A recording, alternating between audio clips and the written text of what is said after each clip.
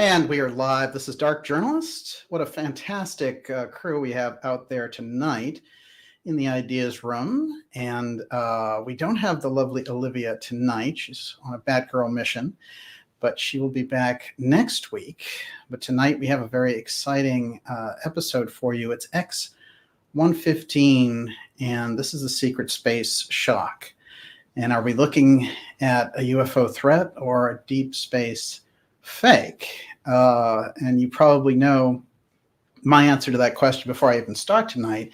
But I have some very important things to put on the record as we go into this phase of the real push around the UFO file in the public, which they're trying to rebrand as UAP, as you've all known and heard and seen on behalf of the intelligence agencies, who we well know are the least trustworthy of any members of government.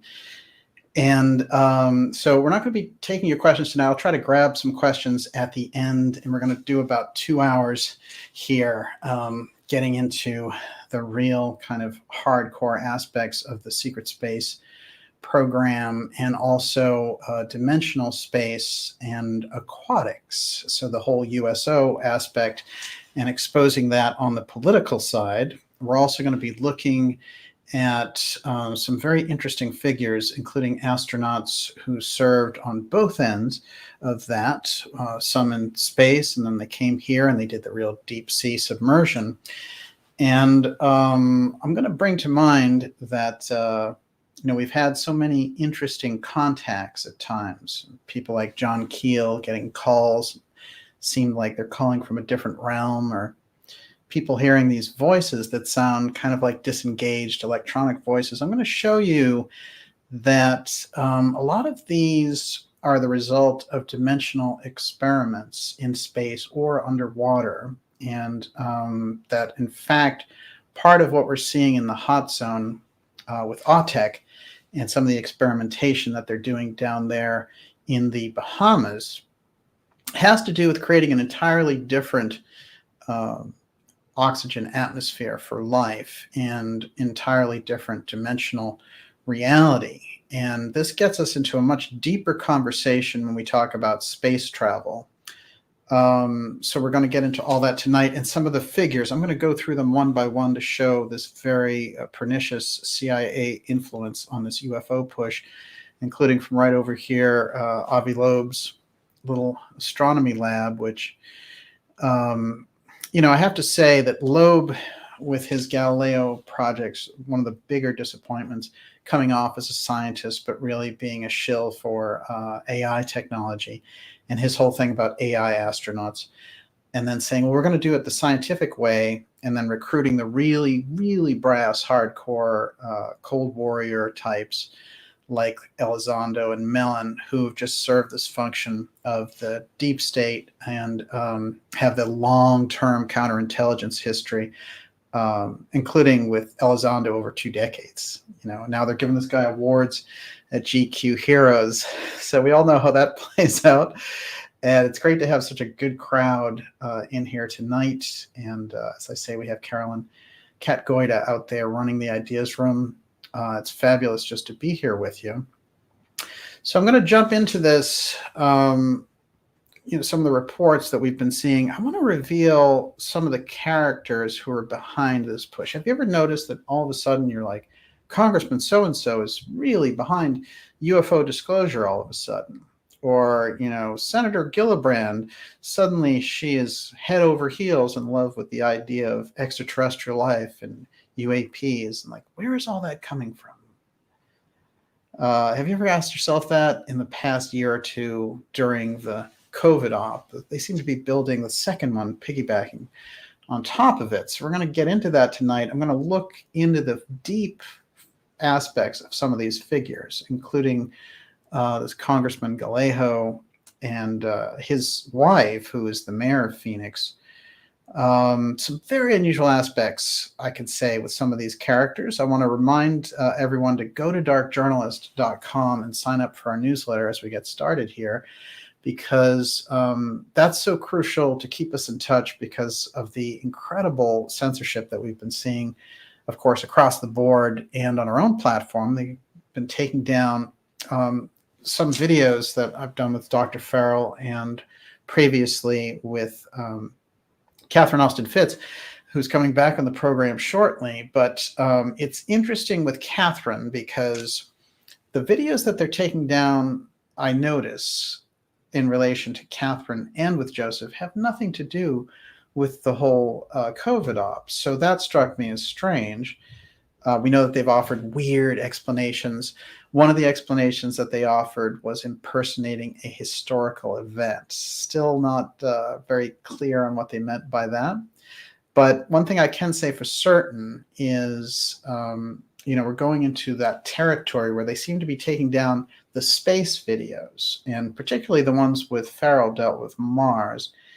I see that as the kind of canary in the coal mine. And of course, they haven't done very much of that on the space side with the censorship, but now they're really getting into it. So we're keeping our eye on that. The best way to get around all of it, go to darkjournalist.com, click on the newsletter, and make sure that you're signed up with us. That's a free newsletter. And we send it out about once a week to let you know what amazing guests and shows we have coming up for you, like the show tonight, X-115. This is the Secret Space Shock.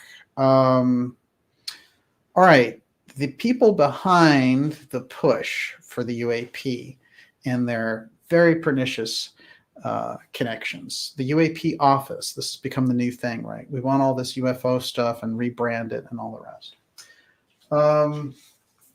And of course, one of the kind of leading voices on this is somebody I've never really heard of. And so I've started to investigate him. He calls himself now Galejo, Representative Ruben Galejo, who is the Democrat from Arizona in Congress. And as I said, his wife is the mayor of Phoenix. This is Galejo pushing there, as he says, for, this hardcore, we need UFO truth. And, it's UAP truth. Sorry, I forgot. A total lack of focus, lawmaker on a mission to compel Pentagon to take UFOs seriously. Now, the guy who's writing this article for Politico is Brian Bender, who brought us the TTSA. He was the one who was like, this is confirmed.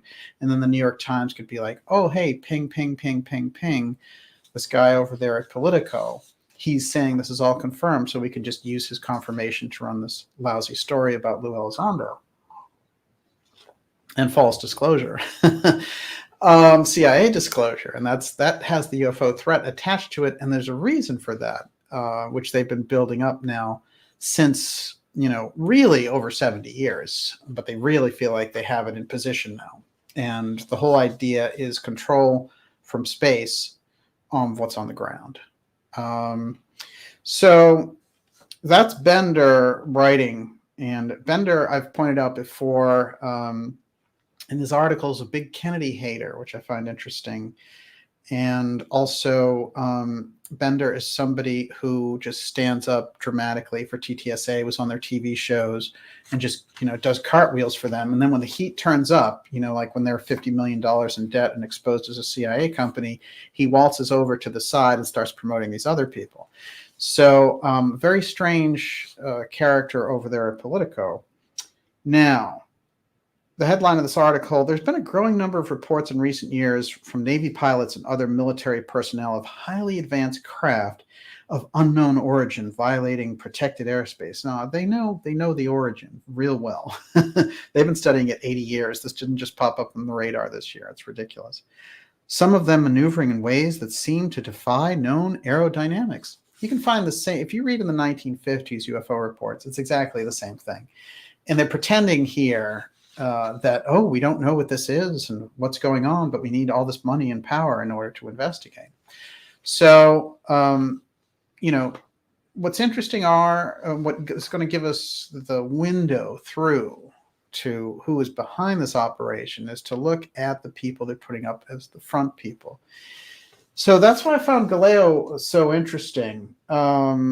Here's Galejo. Now, he's a Harvard grad. He went to the Iraq War, but he was trained in psychological operations and crowd control. Here he is under a different name, Ruben Marine Larina.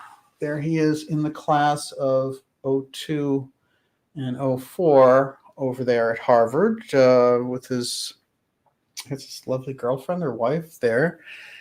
So this gentleman transformed from Harvard after psychological operations training, and after his very unusual name change, and after becoming this, very unusual crowd control specialist.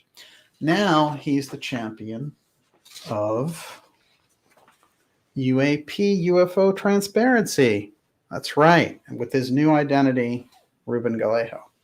So this guy was trained deep in the belly of the beast during the Iraq War, and he got into that psych operations crowd control.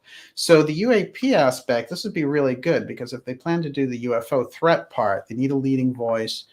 And there's also, I don't want to be cynical about this, but there's a piece of the whole making his name Gallego and sort of bringing in the Latino aspect to say that, I'm, vote for me if you're Latino and I'll get things done. But I think they're also, on that UAP UFO front, the big push is they're trying to make it look like, here's a woman and here's a Latina and, all these different types of things, which should just be a natural course of business and government. But they're kind of creating these artificial versions of these characters. So Ruben Marine Lorena becomes Ruben Gallego, and his new operation at 42 years old, this guy is pushing it hard. Lawmaker on a mission to compel Pentagon to take UFOs seriously. Again, Bender, who brought us TTSA and all of the disposable claims that they made, Bender was the first one out there saying these guys are real and going on their TV shows, and now he's bringing us Gallego. That's interesting. Loeb, I'm going to get to, because I think in some ways he's the most interesting of all with his AI astronaut aspects. And this is a hard thing for us to get our heads wrapped around, but where is this guy coming from? In fact, he rose to kind of popularity or being a known name by claiming that Oumuamua, the big asteroid that was floating around out there, was an AI alien ship that was spying on Earth. And as a Harvard professor, that's a big deal. This guy was set up from the beginning, and he put out a book called Extraterrestrial, all about AI astronauts. So in his terms now, Oumuamua is this ship that came in that's AI controlled from another galaxy, and this is alien communication. And what we need to do is get our AI up to snuff to make it all happen. And so that we can communicate with this higher AI intelligence, and it, like mommy, daddy will come sit us down and say, this is what you need to do to have a good civilization and a clean environment. So his headline from his article now on the Hill, Why Science and Religion Come Together When Discussing Extraterrestrial Life. This is what they're trying to do, in fact. They're trying to take over, they're trying to make science the religion, and they've realized now that the alien aspect is crucial for them to do that. And they're trying to utilize it, and they're playing out two ops at once. One is the AI, benevolent, super being, supercomputer AI coming to save us. And then the other one is the threat, the bad aliens that are going to come. Loeb, of course, served 10 years in the Israeli version of the Central Intelligence Agency and recruited a bunch of CIA people for the Galileo project. That's too bad, because he was coming in under the guise of science, but we know really very often what's hiding behind that one. Everyone, you're watching the Dark Journalist X series. This is X series 115, the secret space shock. Now, are we looking at a UFO threat or a deep space fake? This is really the question. It becomes some kind of dynamic when we look at it to really understand where these people are coming from, where their operation is coming from, and who is behind it. We're going to find some very unusual characters here. We have Kat Goida out there running the ideas from. I'll try to grab a couple of questions at the end of the show, but we'll get into questions again next week. hardcore Q&A when Miss Olivia is back. Okay. Let's get into this a little bit. Rubio, Gillibrand, and Galejo applaud inclusion of unidentified aerial phenomena amendment in National Defense Bill. This is a crucial piece because what we're talking about is them rebranding UFOs as UAP, as we know, but also giving it the foundation so that it now has to report to Avril Haines, who we profiled a couple of shows ago. And Avril Haines is a very important character. She was known as the Drone Queen when she was the assistant CIA director to John Brennan's Drone King, famous for finding any type of legal plausibility to go and drone a citizen somewhere in some other country. And so, you know, when I've been looking at these people, Avril in particular has some very interesting things in her background, including being a physics, studying physics and being a physics teacher. She would eventually become a lawyer, but, you know, whenever these people get around the UFO file, they also have to have some kind of medical or physics profile. And you'll find that whether it's Elizondo or Semivan or any of these people, there's always some strange aspects when they're into the bio field. And that's the connection. We're going to show you some of these connections in the headlines. This is a New York Times headline. And boy, this picture of Haines got blacked out. It's kind of interesting. But the headline, again, is interesting. I think the headline is the steganography that we're looking for right now. Spy agencies turn to scientists for answers on COVID, UFOs, and mysterious illnesses. Watch for that combination of matching up COVID with UFOs. They're doing that in the media a lot because they've been trying to link these operations, because part of the UFO threat aspect carries with it this lockdown activity that they've been pushing so hard during the COVID operation. That's a very strange headline. And again, it's Haines is the one they're centering on. Now, Haines participated in something called UAP Day.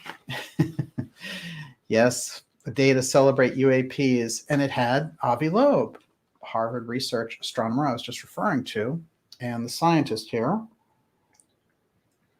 who's really big on telling us that AI aliens are already visiting, and we need to get our AI up to snuff to deal with their superbrain. A different kind of op, but with all the same hardcore military counterintelligence types. As I said, Mellon, of course, Chris Mellon joined that program, who was in counterintelligence and deputy director of intelligence under Bush. That's W. Bush, and Iraq War Bush. And also Lou Elizondo, who's 25 years for the CIA. So that gives us, we're starting to get a handle on where these people are coming from.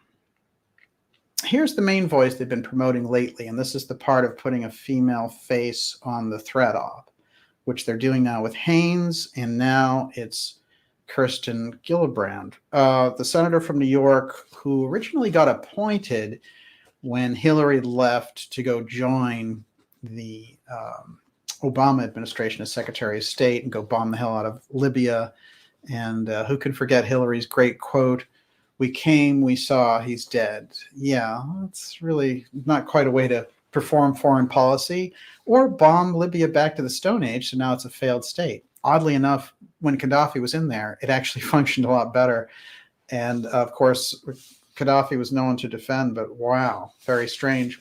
One of the things I'd like to point out also is that Gaddafi, before they got rid of him, made a very strange speech at the UN about the JFK assassination, and really talking up this Jack Ruby aspect, which I found absolutely fascinating.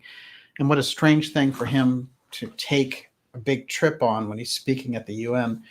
But you have to remember that before they got rid of Gaddafi, one of the fascinating things that was going on was that Gaddafi had given up all ambitions, nuclear and chemical, as the Bush administration had insisted upon.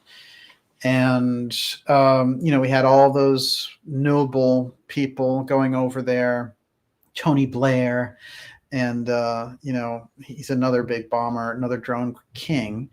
But he was going over there and shaking hands and saying, we have a new great friend in Libya, and Obama had met with him. So, the signal that it sent to our friends after we went in there and raided the place was, you can't trust these people when you give up your nukes and when you give up your chemical weapons. So it set a really bad precedent. Plus, Libya is a failed, ruined state a decade after. That is the direct, and I mean the direct lineage, heritage of the fact that Hillary Clinton and Obama went in there and just went crazy trying to overthrow that regime. So there's a lot of very unusual hijinks going on there. But it was, in fact, the advent of her leaving the Senate. And remember that there was a weird thing. We have to keep this in mind when we hear JFK Jr.'s name bopped around a lot. And, the news is always trying to portray that as, there's this crazy op going on with JFK Jr. and they're treating it like Elvis Afterlife, like JFK Jr. is going to return.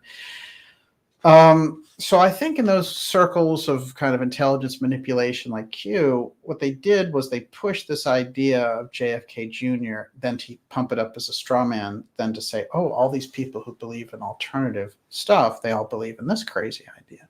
And this gets to one of the central cores of the thing that we do here at Dark Journalists, which is the 3 common rules of dark journalism. 1, you've got the official story, and that is very often to protect the institutions of government. And, it's the single bullet, magic bullet theory.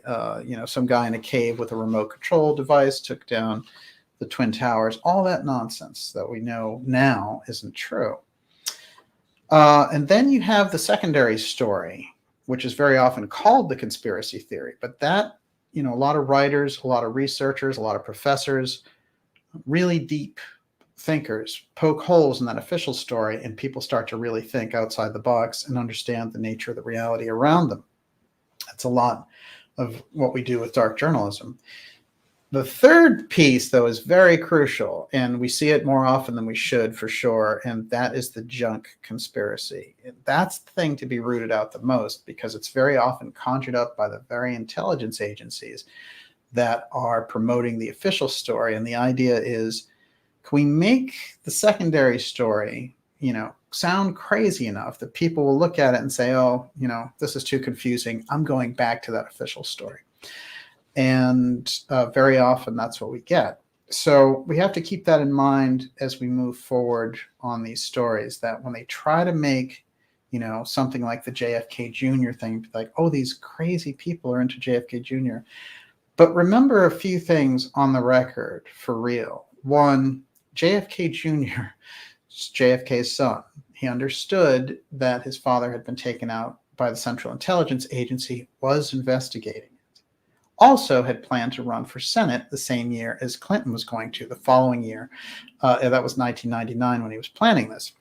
Come 2000, he died in a plane crash, and the field was wide open for this first lady to go run for Senate.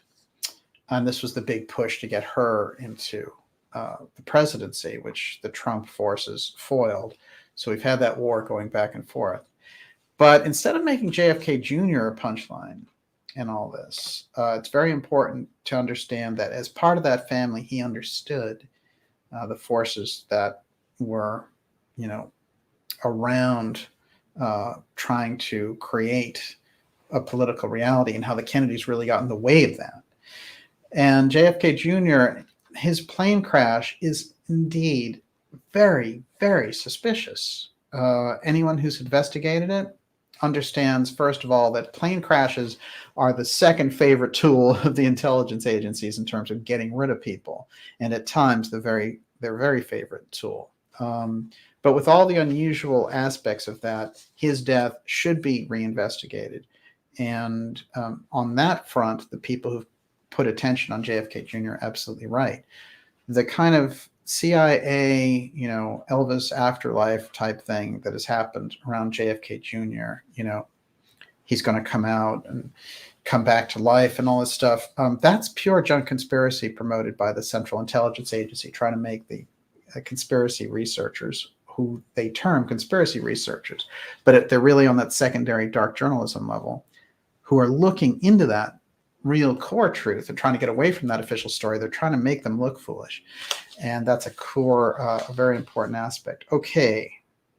The Defense Department may be getting an office to investigate UFOs. And there she is. This is Kirsten Gillibrand, who inherited that seat, was appointed. Carolyn Kennedy actually was going to get that seat. But no, the governor appointed our friend Kirsten. And when we get into Kirsten being a real kind of lead figure around this UAP office, so she's going to be one of the lead faces on the entire UFO front. Now, what's wrong with that? Well, there's a lot of weird things about Kirsten. Those connections I just gave you are, make things a little bit odd. But let's find out a couple of things here. First of all, her dad is involved with the Nexum cult. The court papers show Gillibrand's father worked for Nexum sex cult. It's a very deep connection that she has through her family directly to a large scale. Keith Rainier was put in jail for 70 years for the things that they were doing with human trafficking and abuse and these sex rituals and branding people, and it's just unbelievable. The other piece that's interesting about this is the Bronfman connection, which we've brought in through Louis Bloomfield, and that takes us back into the kind of Montreal fascism mafia connection, which comes right through that Bronfman piece. But there is Gillibrand's father working for the Nexum sex cult, instantly poses the idea that she herself may be some kind of candidate for blackmail. It's the last person you want running any kind of UFO office, which would require real transparency instead of being, just set up for this UFO threat. All of the people around this effort are CIA influenced people, and that's a very big piece, I think, when we're looking at this. And then we've talked about how funny it was when they added this other office and they gave it this ridiculous name. I have the name here, but I call it Anna because I just say it's annoying name Anomaly. So I'll give it a very nice name, which is Anna, but they call it AOIMSG. Let's think about that. Airborne Object Identification and Management Synchronization Group. That's about as it's just not going to stick in your mind. And it's very interesting to me that they've done that because they intentionally wanted people to kind of back off. So we have this weird thing with the ANA group, and then we have the ASRO group, which is the thing that she's pushing. And ASRO, I'm going to read this off so we keep it straight. ASRO is Anomaly Surveillance and Resolution Office. That's the thing they want Avril Haines to run and to really push. And remember, Haines now is the National Director of National Intelligence. That's the top position in the intelligence field, although I can tell you the CIA director is still the top of all that. Even though Homeland Security has 250,000 employees now, it's still the CIA that runs the show, and don't forget it. Now, I want to point this out, and it's very important for us to lock in around this idea. All these people, the Congress people, Gillibrand, the senators, the Pentagon people trying to get this ANA office going, and the ASRO give everything to Avril Haines, let her run the UFO file aspect. She just did UAP Day with Avi Loeb, and Jeff Bezos was there too, by the way. So, Blue Origin with all the X-Steganography and going into space, they want to make it a billionaire's paradise, right? Forget about the pesky peasants asking questions about, hey, haven't you guys been working on UFOs for 75 years? I mean, it kind of creates a little bit of a problem. Let's think of that. All right, a little more on her Nexum ties, because I think this really shows the kind of dark corridor that we're getting into on the UFO front with this. And that's why people cheerleading, and you have a lot of people on the UFO side saying, this is great. and how upset those people were when the ANA office was announced. Well, apparently the people who had lined up behind the CIA operation, which is the ASRO piece with Avril Haines and Gillibrand and Marco Rubio and all those wonderful people, those people had been promised things, and they had locked in with that CIA deal. That's the Elizondo, Knapp, and the people who supported that stuff. Richard Dolan, who went completely off his rocker for this stuff, and said anyone who was against it was mentally unstable or paranoid. And that's too bad. There were a lot of UFO researchers who just flipped their lid when the TTSA came around. Instead, what happened with the TTSA is they kind of like squeezed them out like a lemon and dropped them by the wayside. And, they did their own TV shows and all this stuff. And they rolled around making a lot of promises to a lot of people. And what ended up happening was the whole thing is $50 million in debt. They never built an alternative aerospace anti-gravity spaceship like they said they were going to. And everybody, like Elizondo jumped ship on it. And what we have, interestingly enough, is the remains of that. And remember, the CIA set up that entire thing. And a lot of people have said, who are TTSA defenders on Twitter and stuff, came to me and said, the CIA wasn't involved. And I would just sit there and list the over 100 years of experience on the executive board. I'm going to do it tonight, too. I don't know, nobody reads the fine details on who's on the board of the group, the To the Stars Academy, that was supposed to bring all this disclosure. I mean, people are trying to, get away from them now, right? All these people are trying to start a new wave. But basically, that was a big CIA takeover of the UFO file. They tried really hard with that. And that's why we see all this money awash and TV shows and all this stuff. That's why Lou Elizondo, the counterintelligence whistleblower in the New York Times, it turns out that was a complete farce. He still works for the government. How much of a whistleblower can you be if the government wants you back? I mean, think about that. And, he was constantly saying, I'm risking my life and my job and all that stuff, but I can't really open up about anything that's, I have a non-disclosure agreement. So what are you risking if you're still under an NDA and you haven't revealed anything? You haven't risked anything. So, so much of this is a kind of a fairy tale ballet, and we have to get our own minds wrapped around this. Everyone, this is the Dark Journalist Show. We're going deep tonight in X Series 115. And this is the secret space shock. Is it a UFO threat or just a deep space fake? We have a great crowd tonight in the ideas room. And we're going to, at the end of the show, we'll take a couple of your questions. I'll just take them right off. But we have Carolyn Goida in the ideas room running the show tonight. I want to remind you to go to darkjournalist.com, sign up for our newsletter, and make sure that we have that kind of direct contact. I can tell you we've been under heavy censorship, and especially in the last month. So we'll see. We're definitely hanging in there, and I have all kinds of contingency plans just in case. Of course, I broadcast right off an iPhone if I have to. So we're gonna hang in there. But the best way for us to stay in that loop is if you're on the newsletter list, and that's a free newsletter for everyone. Okay, lots of updates with this. Again, court papers show Gillibrand's father worked for Nexum Sex Cult. That's the same article. We're going to go a little deeper on it. Court documents revealed this week confirm that the father of 2020 Democratic presidential hopeful, that's right, she ran for president, UAP president, once worked as a lobbyist for a secretive sex cult, but left after the upstate group sued him, according to a report. Apparently, this guy was trying to, get his billing and get all this stuff going with the Bronfmans directly. The documents backed up previous accounts that the New York Democrats' father, Doug Rutnick, worked for the Albany-based Nexum for 4 months at a rate of $25,000 per month. Rutnick was sued when he attempted to distance himself from the group. Her father, Doug Rutnick, came to work as a consultant for Nexum. He was fired, and they had to pay him $100,000.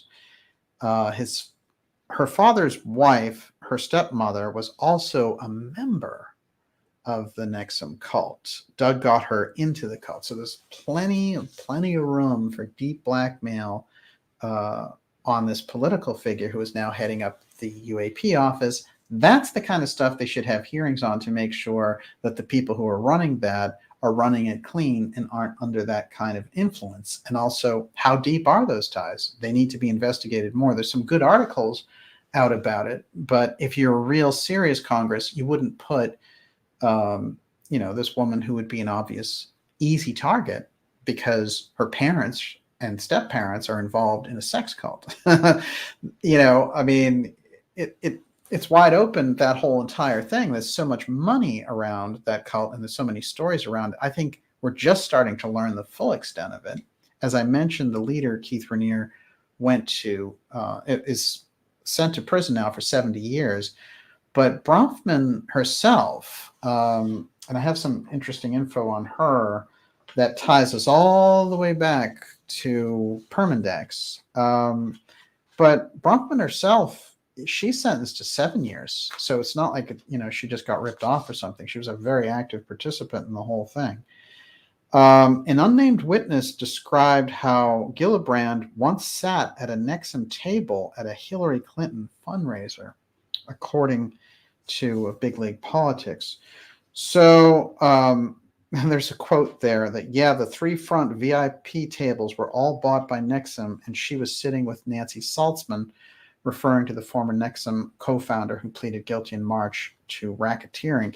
So, now, of course, this isn't guilt by association. However, you have to, when you're in politics, be transparent about those things. And if your family is deep in the Nexum sex cult, where everybody's being sent up the river for all the, kind of human trafficking and abuse that they were doing, obviously it's going to have an impact on you, especially if you want to run for president and now you're going to control the UFO office. What it makes it sound like is they want to blackmail the UFO office. And so they're putting somebody who's an easy target in there as the lead character. That's the kind of stuff that you would hold congressional hearings over. And it's funny, there aren't any. So you know how when somebody goes to become Secretary of State, or if they become Secretary of Defense, you have all this stuff, or the Supreme Court vetting, go through your high school years and all the rest of it. With this stuff, it's just like, hey, bloop, you're in, you're appointed in, and there you go. So when it comes to the UFO issue, which is so crucial because we have these aerospace aspects taking off beyond anything the public is able to absorb, and since they haven't been sharing that information with us, then you can see we're running into all kinds of problems with this. So that's just a brief look at some of the lead characters. Of course, one quick thing on Bronfman, Claire Bronfman. She's the Seagram's heiress, and she financed Nexum. So she was the central core. But she's also known as a big political, huge on donations and power behind the scenes. Bronfman was the first sentenced in connection with the group led by Keith Raniere. But while she was part of Nexum, she used her wealth as a means of intimidation. So, we're starting to get our own minds wrapped around this. Control files, intimidation. They do the same thing with the UFO UAP issue because they want to use it for a large-scale operation coming right up.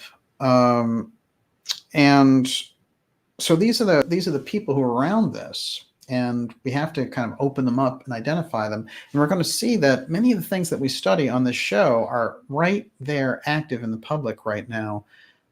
So it's like the 800-pound gorilla is out of the closet. And so if anything, the public news, and all this stuff, which is not, they don't seem to connect any of these dots, and that's on purpose, but they're starting to catch up with like things that we've been reporting on over the course of the last 7 years. So, this is really the period where this stuff is coming together. All right, a little more here. Rubio, Gillibrand, Galejo applaud inclusion of UAP phenomena amendment. U.S. Senators Marco Rubio, Kirsten Gillibrand, Congressman Galejo, who we know that's actually not his name, applauded the inclusion of their Unidentified Aerial Phenomena Amendment in fiscal year 2022 National Defense Authorization Act. Let me tell you how this act works. That's about $800 billion for the military that isn't even fighting a war. And that goes to armaments mostly. They try to be actually very cheap with veterans benefits and things like that. They're always holding back veterans' health.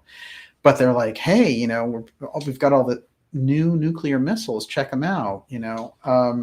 Instead of just reducing all that stuff, since, you know, Reagan and Gorbachev signed a treaty in 1987 to basically downsize the whole thing, not have updates every decade. But now, after all those historic achievements, they're just like, you know, let's get rid of it and sign up a new $1 trillion worth of nuclear missiles. So this NDAA, let me tell you a couple of quick things about how it works. The National Defense Authorization Act, it carries within it $800 billion, so close to $1 trillion. Now, Gillibrand and Galejo and Rubio were all able to hold it up to make sure that this thing was included. So they're basically like, you know, all those goodies that those military defense contractors get, they're not going to get it unless you give us, you know, this kind of CIA avenue into the UFO file. Now, the CIA and the aerospace companies predominantly control that file, but they want to consolidate the whole thing for the UFO threat operation. They've been working on it for a while and even done a lot of head fakes in this direction previously. The TTSA part, when they came out in 2017, this is actually kind of a key thing to bring up before I read the rest of that. And of course, Lou, you know, the counterintelligence agent CIA sent out to do this whole, I've seen UFOs and, you know, I've been harassed because of it. You know, he came out as a whistleblower, but he wasn't. And he also lied in the public arena heavily for the first year that he was out, just saying things one side or the other, saying, well, it's classified, not classified. I was involved, non-involved. I was the leader. Well, I wasn't really the leader, you know. And this is the nature of how the CIA plays it. Remember, the CIA rule for counterintelligence agents is there's no truth. So I'm sure he's very good as a counterintelligence agent, but Elizondo as a truth teller is ridiculous. But he gets the GQ Heroes Award sponsored by BMW. All right. It's my belief that the United States is in possession of exotic material. Yeah, you think? There's only been, 75, 80 years of UFO crashes. All right, so let's identify a few people in this picture. It says on the bottom, but this is the CIA remote viewing team recruiting a psychic, and in the middle, his name is Pat Price. We've done shows with Russell Targ, who kind of was really working to find out about remote viewing and was working there at SRI, doing this program in relation to remote viewing, studying psychic phenomena. And the CIA came in and said, we think we can use that for foreign policy, and let's get in there. And they funded all these programs. And the guy that they sent in to work with Targ was Hal Puthoff. Now, Hal Puthoff is going to open up a big piece tonight in relation to the secret space and the UFO threat manipulation. And the thing is, we can't really be quiet about some of these individuals involved anymore, because the thing that they're working on, the threat aspect that they're working on in the UAP field is absolutely dangerous. It's, you know, the level of control that they're exercising with mandates and the things that they're doing in these countries like Australia, sending people into, you know, camps and all the rest of it. This stuff is sort of a taste of what they're going to do in relation to the larger UFO op, which people like Knapp and Dolan and all these other people have ignored because it doesn't, you know, because they're working with the people who are promoting this, and it's not going to, you know, it's not a balanced thing. So unfortunately, in the actual UFO field, you're not getting this, which is, you know, it's a real problem, because so many of those people in the UFO field need to be warning their audience about this. And I mean the word warn and underline, you know, because it's a very major threat that the Central Intelligence Agency is using the UFO field for. that's a dangerous situation, and those people should be telling their audience, not as fear porn, but as showing them, connecting the dots as we're doing tonight. Unfortunately, they fell asleep on the job.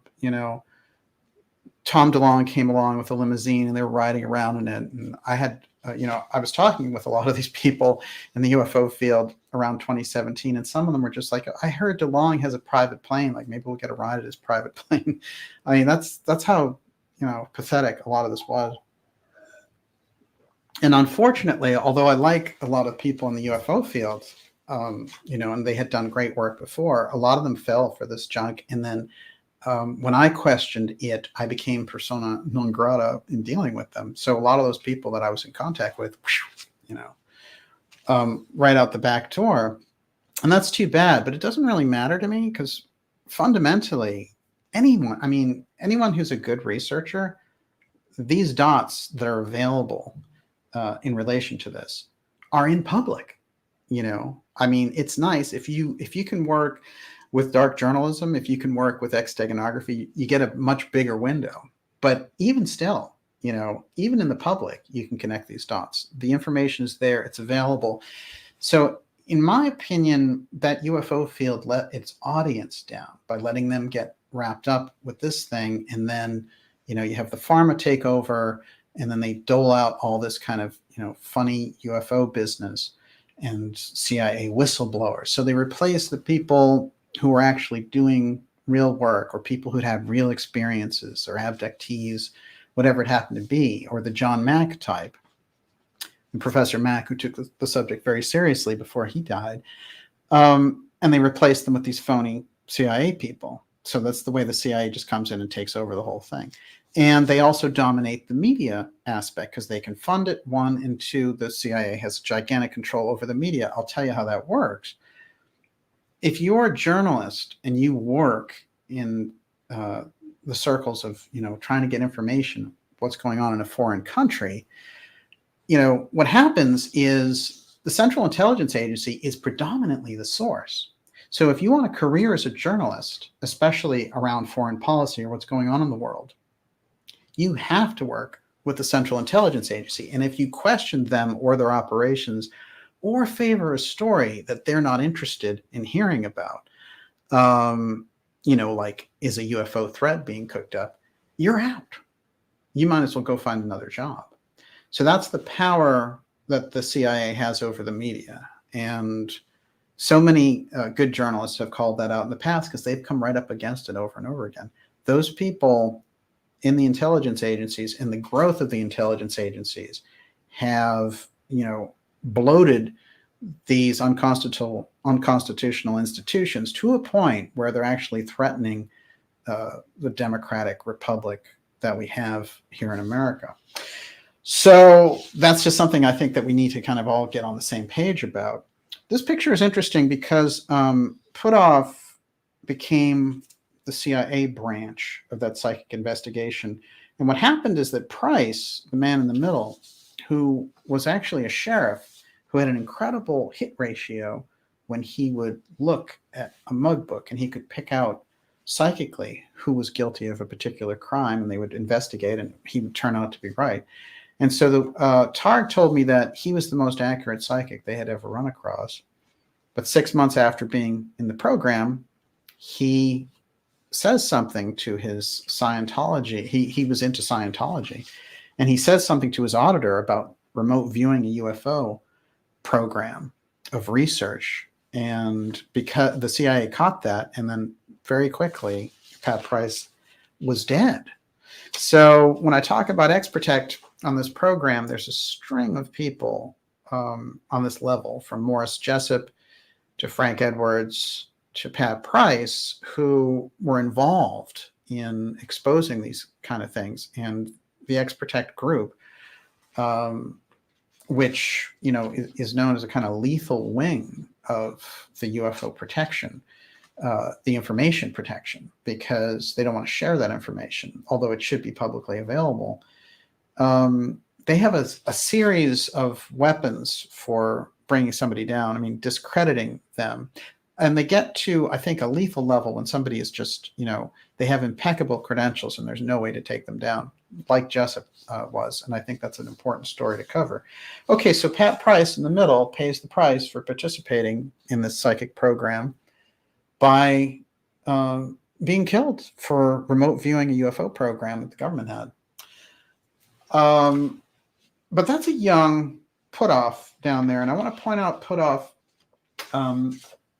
because he's worked with the Central Intelligence Agency for over 4 decades along these lines of, investigating kind of consciousness psychic research, as well as other, aspects, scientific aspects for the CIA. And so when you look at that TTSA operation, who was on the board, as I pointed out, well, they had a lot of heavies on the CIA side. They had Puthoff, who was, as I mentioned, had over 4 decades with the Central Intelligence Agency doing this.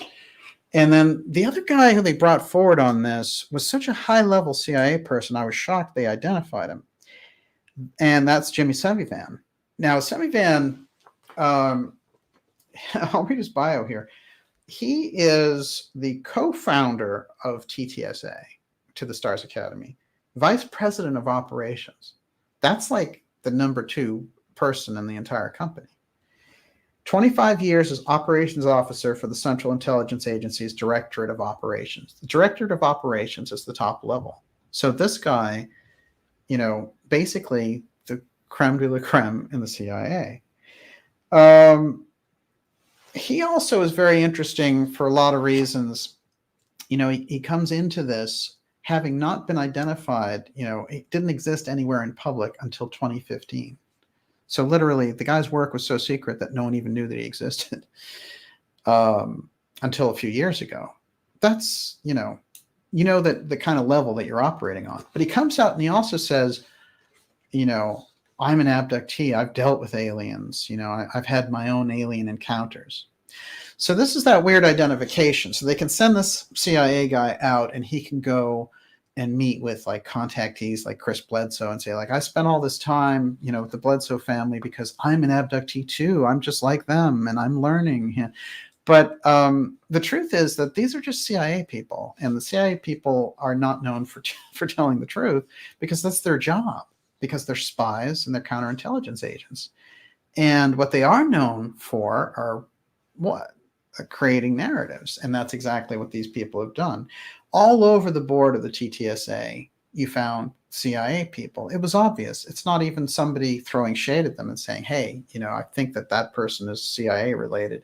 These guys, their resume are over 100 years of experience. So that's just CIA front shell company. And that's where you got Elizondo. That's where the DeLong thing came from. It was their own. Everyone, you're watching the Dark Journalist Show. We are going deep tonight into the secret space shock. Is it a UFO threat or just a deep space fake? I bet you know which answer I prefer. We're going to be going even deeper here in the second hour of the program. We have Carolyn Goida running the ideas room out there, doing a great job. And I'm going to try to grab a few questions at the end of the show. We don't have Olivia tonight. We're going to have her back next week, so we can't do our normal Q&A at the end, but I'll try to grab a few because there's great conversations going on I can already see. And I always tell Olivia, if she takes like a week where she doesn't come, you have to sort of look at the rise of fan mail. And it's like, you can't take too much time away because your fan mail just goes through the roof and then it clogs up the Dark Journalist inbox. So a huge fan base out there for Miss Olivia. All right. Let's keep going here. A little more on Puthoff and the operations around here. So here is an interesting picture. We've got Uri Geller. We've got, there's Puthoff again here, right in the middle of that psychic CIA program. And as I mentioned before, Targ, who, stopped working with Puthoff after the remote viewing program and didn't want to work for the CIA, but, really got into some fascinating programs and developed Werner von Braun actually came to him to develop an ESP training app. And now it's an app. At the time, it was a machine. And that's available at espresearch.com. It's very interesting, actually. And Targ is sort of the elder statesman of the remote viewing program. The shows I've done with him are very interesting. And I think his background in the mystery schools and understanding things like theosophy and things like that really gave him an edge in dealing with these things. But he never got sucked in to the CIA part. He always, he told me very openly about his suspicion that the CIA had killed Price, and it seems pretty obvious from the participation. But we have to remember, when you're dealing with the CIA, those are the types of people that you're dealing with. I'm not saying every person who's associated with it is like that, but as an organization, they've just become this bloated bureaucracy, and they are an unconstitutional force that's just hanging out there. When they get into the area of the UFO file or consciousness psychic studies, those are the last people. What they're doing is they're trying to tamper with the human origins story. And I pointed out on this program before that they placed agents inside of Edgar Cayce's Association for Research and Enlightenment, trying to get information about the Atlantean Hall of Records that Cayce said was buried under the Sphinx. These people are very, very interested in opening up those types of questions and those types of powers while debunking them publicly, so no one else will look into them. This is the pernicious nature of that organization, which, remember, wasn't even founded the way that traditionally you would expect. It was actually Wall Street lawyers that founded the CIA, like Alan Dulles, who was working at Sullivan and Cromwell. And so that whole edge, if we go into Professor Scott's work, the whole edge of international finance, that's where you get the CIA from. It's a representative of these different high-end wealth interests. This does not have as much of a military application. It's one of the reasons that JFK tried to turn all of that over in the National Security Action Memorandum 57 over to the Joint Chiefs, and said, look, you guys do it. You can use the CIA as support. They can't do their own operations. They can't go in and overthrow our Benz in Guatemala. They can't throw out the leader of Iran. Like, they have to go through the Joint Chiefs to do that.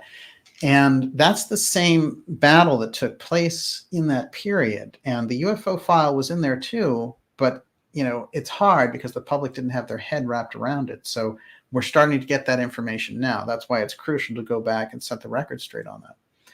But I think we have to keep in mind, when you're dealing with the CIA around psychic aspects, and they tried this with Uri Geller, they're trying to co-opt an area of someone's spiritual curiosity.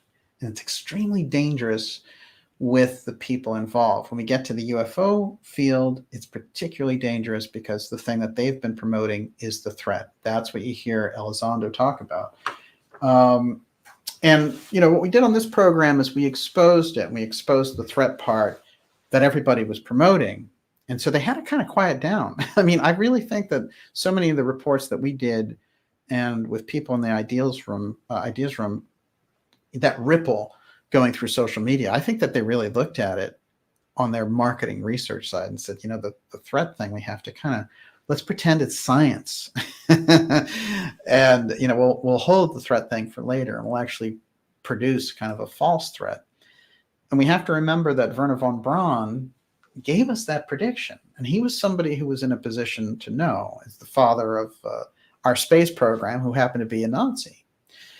So we have to wrap our heads around this aspect, that we're in the period that all those people were talking about. Everyone, you're watching the Dark Journalist program. We're here in X Series 115, going deep on the secret space shock. Let's go a little bit deeper. So we've pointed out, for example, Semivan, the highest level of Central Intelligence Agency, number 2 man in the TTSA. so much of they used to have all these bios and videos of him on their website too. They scrapped all that, and all you get now, board members, Bing Bing, DeLong and Jim Semivan. The articles, though, that came out around all this and that still try to promote these people, like Chris Mellon, like Elizondo,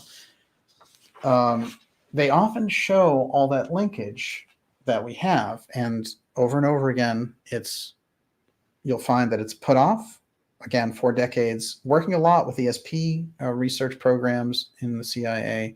Semivan, who, as I said, didn't even exist until 2015. That's how secret and high level his work was. Now saying he's an alien contactee. And Chris Mellon, whose cousin John Warner was on the program, telling us just how dangerous, John Warner IV, who's the son of the Senator Warner, came on the program, and I highly recommend that interview, of course. We're going to have John back on the program. But Chris Mellon there, coming forward and, promoting this whole ASRO Gillibrand aspect and really avoiding the Anna project.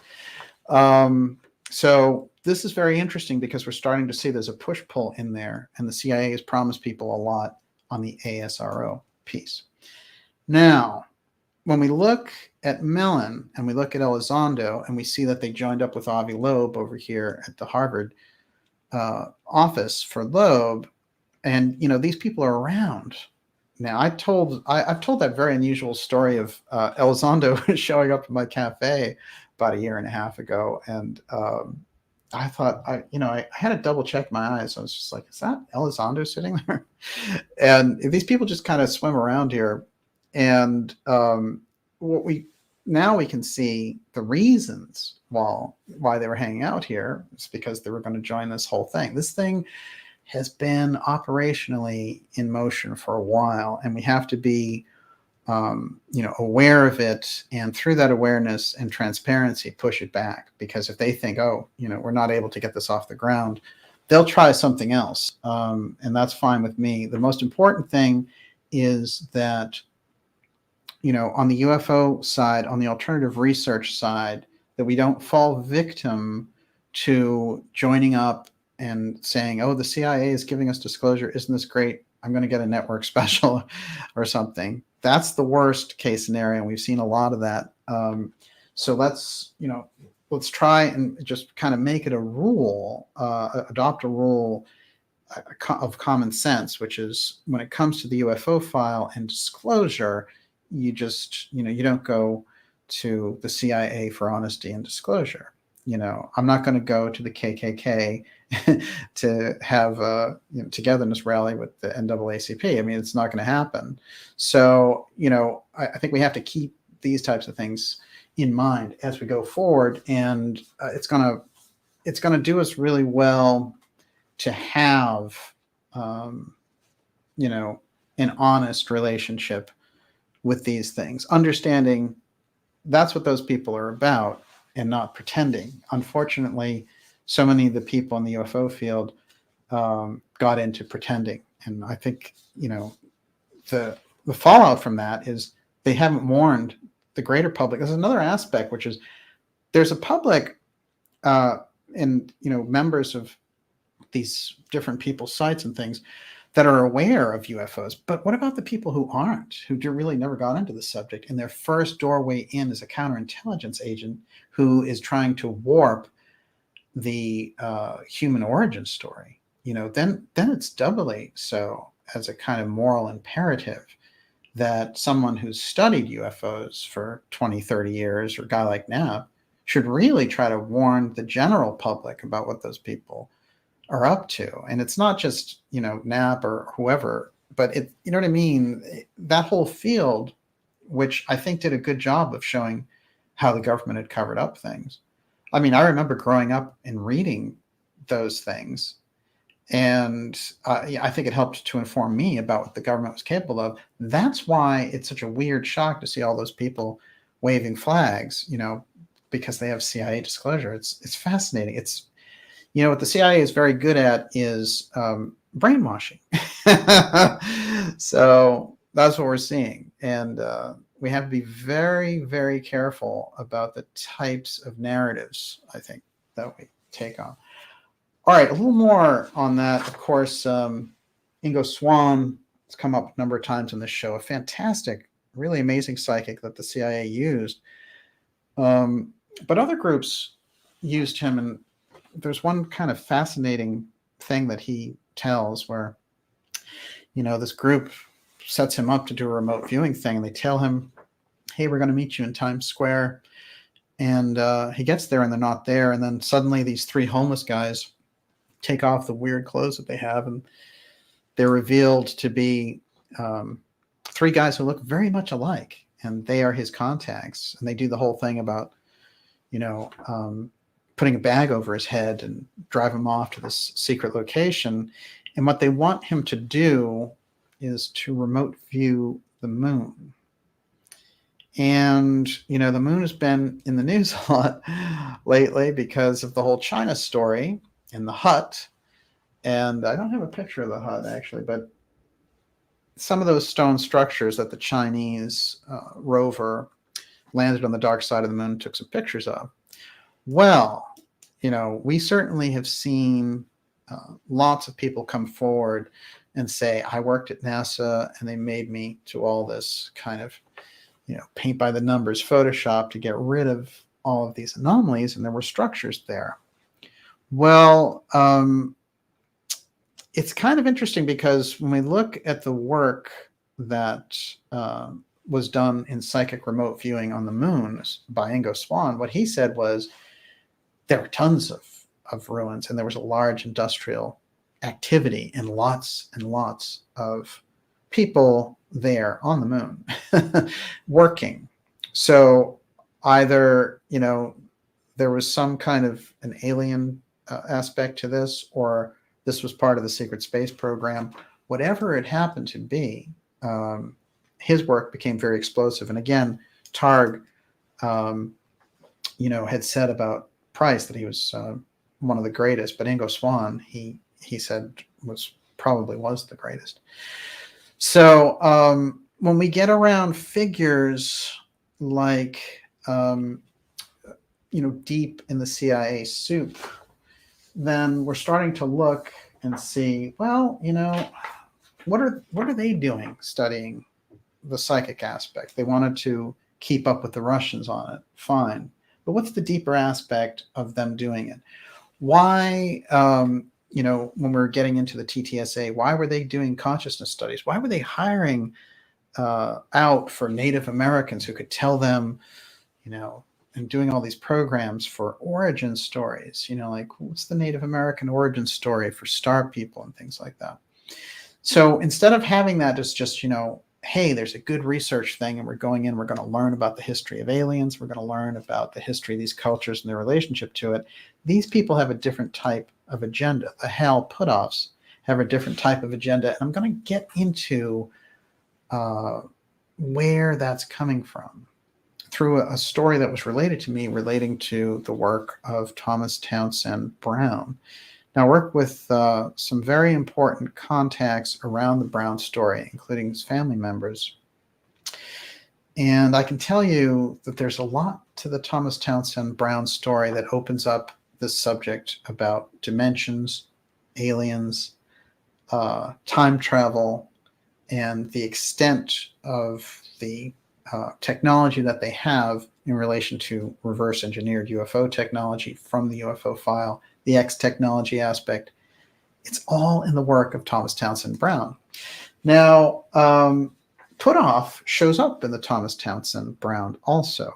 And I'll save that piece because I'll give you first the background on Brown. We did a very important episode on Brown. I think it's X series 46. It's either 46 or 42. But we get into those aspects. And I have some very odd connections around Brown. I'm going to get into those tonight. Thomas Townsend Brown, he was known for creating these different scientific effects, electromagnetic, working with anti-gravity. and basically creating a saucer type technology, alternative energy, and a host of other deep programs. And he worked very closely with the cream of the deep world, scientific world, through the 30s, 40s, 50s, and 60s. There's an intelligence group that recruits him very early on in 1932 when he goes to Cuba, called the Caroline Group. And they're going to come in important because the Caroline Group was definitely aware of the alien presence and the UFO file and all the rest of it. And so I think they had that influence on him. Some of the stories related to me about Brown was that when he was basically in college, that he saw an orb over a body of water while he was there with a horse at kind of a prep school, and that the orb came directly to him at full force and knocked him down and freaked his horse out. And when it did that, his entire consciousness changed. He saw that he was going to be relating these incredible things and bringing this technology to humanity. And he also saw his own future, almost in a step-by-step fashion. He could see the whole thing. So this is a very kind of core foundational experience for Thomas Townsend Brown. And I think he brought it with him into everything. And he actually even developed a device that recreated that, because when he made this device and he was testing it, one of his aides went in front of it and the same thing happened to him. So he had learned. But he had suggested in that orb experience that it had communicated with him, saying, this is what you're going to be doing. So it's some kind of higher intelligence that collides with Brown. And because of his work and background, of course, there was no source more credible. Now, that gets us into a weird story around Thomas Townsend Brown, Agnew Bonson Jr., who was a scientist who became a novelist, was an expert pilot who died young, and George Adamski, who was the big, hey, I've contacted Orthon, these aliens, they talk to me and they tell us that we need to not do nuclear tests and all the rest of it. Adamski is looked back at as like a hoaxer and all the rest of it. It doesn't wash exactly, because he was given access to really high-end military installations. So he could have been an op, but the idea that he was just making stories up doesn't work because of his access. And also, he seemed to have an advanced edge on what the whole saucer thing was about way before anybody else did.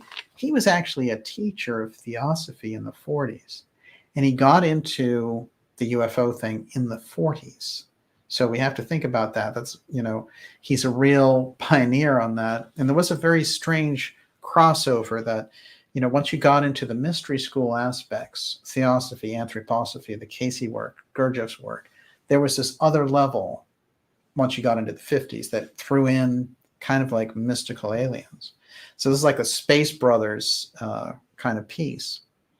This is very important because there's a tie-in there, which gets us to a place where we wonder, were they trying to tie in the mystery schools with this, or is that a natural progression where the mystery schools trying to tell us about this other reality? But Adamski, for sure, made a huge impression. And in fact, he co-authored a book with a leading theosophist all about UFOs. It's kind of his first major thing in 1952. We also have to say about Adamski that there are a number of stories that are related by people who knew him, that he would say there's going to be a sighting such and such a place, at 5:30 in the morning, and then they would drive there and see these craft. So something is going on far beyond hoaxing with Adamski. He could have been associated with an advanced technology group that was trying to present aliens, based on the X technology and present that there were aliens here. Or he could have been dealing with some kind of off-world intelligence. Whatever it happened to be, his presence in that period is crucial. He's one of the leading voices for the whole thing. But what's not often talked about is that he had an association around T.T. Brown.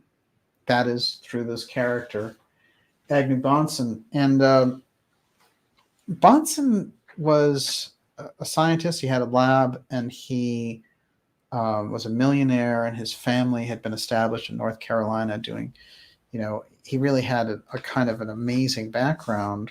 And when I think about his presence in the middle of all this, dealing with Thomas Townsend Brown, and at a certain point, Thomas Townsend Brown is there, and they're taking pictures and things. And here's the Adamski craft in a kind of, they call it a oil test chamber. So they've got a mini model here. And the speculation is that since Adamski was at that lab with this Agnew Bonson Jr. person, that Agnew basically wanted to see if Thomas Townsend Brown could reproduce this unusual UFO that Adamski was touting at the time. Now, the story gets really interesting, and, because of my own conversations with people in the Brown family. And I'm not betraying any secrets by saying this, because I know that they've talked about this before. But one of the things that has been talked about is that Linda Brown, his daughter, she had very interesting experiences very young when they were in Virginia, seeing her dad meet with what appeared to be aliens, human-looking aliens. And that they appear to be in crafts like the model craft that I just showed you that Adamski was using. And there's some unusual descriptions. I was given a book, which is the author's first draft copy of Defying Gravity, the Parallel Universe of Thomas Townsend Brown. And it's by Paul Shatskin, but I'll tell you, there's a lot of interesting things around that. Basically, I think that Linda had a story to tell, and everyone has been trying to shape her story. And because the things that she's saying are just too fantastic. And I think that's been difficult on her, and I've definitely support her in coming out with her version of exactly what happened. And, authors' interpretations, I think, and keeping her information in a particular lane is not, I don't think that really serves the story. I think let her say exactly what happened. And she shared remarkable information in this book, and to me personally, which I appreciate. So it looks very much, when we go back into the story, that these Adamski aliens are visiting with Brown, or whoever it is that are in these ships actually land in the backyard of Brown's Virginia ranch. Now, we've talked about Brown on this show and his relationship to physicist Robert Sarbarker, who gave us the background on the UFO file and who controlled it. And Sarbarker, as I pointed out, was a guy who was on the level of like an Oppenheimer or somebody, just a really well-known main scientist, was on the cover of Saturday Evening Post and things like that. But when you get into the 80s and he's sort of talking to UFO researchers about saying, well, I don't know why they didn't release all this stuff. Yeah, we had the crashed craft. Yeah, we redeveloped it. Yeah, we had the beings, they were insect-like. We were trying to figure out if they were built to absorb this kind of, G-force stuff. And what happens is he dies shortly after revealing all these things, but they're on the record. Sarbarker had worked very closely with Thomas Townsend Brown. So again, whenever we get around this nexus of advanced technology, the X technology and the UFO file, there's a group that I'm referring to as X-Protect who's controlling this information. But here's what Linda had to say. This is his daughter talking about this experience of seeing these ships come down. And the author tries to turn it into a dream, but when I spoke to Linda, she didn't refer to it as a dream. So Linda's in the backyard playing with Midnight, one of the plastic toy horses that she's been collecting.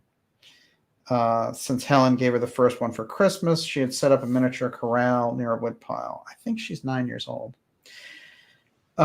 Linda felt something before she actually saw anything. Then out of the corner of her eye, she could see 3 circular flying ships, landing craft of some kind, descending slowly and silently toward the field. Her attention drifted away from her toys, and she watched as tall golden blades of wild grass swirled and then flattened in the force field that surrounded the shiny metallic vessels as they settled silently toward the ground. So she's having this deep memory of seeing these 3 ships. Linda dropped her playthings and ran up the stairs to the apartment, screaming for her mother and father. Her father met her at the top of the stairs. It's P.T. Brown. And then, to her terrified surprise, he started walking down the stairs toward the field where the shiny craft had landed. This is all in the backyard of their Virginia ranch. When Linda realized that her father was going into the field and was actually walking right up to those mysterious ships, she even became more frightened. Crying and pulling on his arm, she yelled, "No, don't go out there. Please don't go out there." But her father just kept on walking, turning to Linda and calmly assuring her, "It's all right. Everything will be all right." He was familiar with these people. Still hiding behind her father's coat sleeves as they returned to the field, Linda noticed something familiar about the ships. Their resemblance to the illustrations Tom Williams had drawn for her father's proposal. 3 figures emerged from the ships that were standing in the field, walking towards Linda and her father. Linda noticed they were all wearing metallic pale blue suit with a circular insignia. None wore any kind of helmet, which Linda found odd considering the distance they must have traveled and the manner of their conveyance. Even without any kind of headgear, she couldn't really get a fix on their facial features, but the leader of the trio appeared to have reddish hair and a beard. He looked to Linda like a Renaissance painting of Jesus. This individual stopped immediately in front of her father, who seemed oddly comfortable in the visitor's presence. Her father asked a question, something about the radio, and the visitor replied, "It can communicate instantly over many millions of miles." The next thing Linda recalls, the visitors were all upstairs at the apartment, and her father was examining a box that they were about to leave behind. The red-haired visitor explained to Linda, "All you have to do is push these buttons and anything you ever need will appear inside this box." Considerably calmer now than when the visitors first arrived, Linda studied their faces and then asked their leader why the other 2 appeared so pale compared to him. "They have different fluid in their system when they are traveling far from home," the red-haired visitor explained.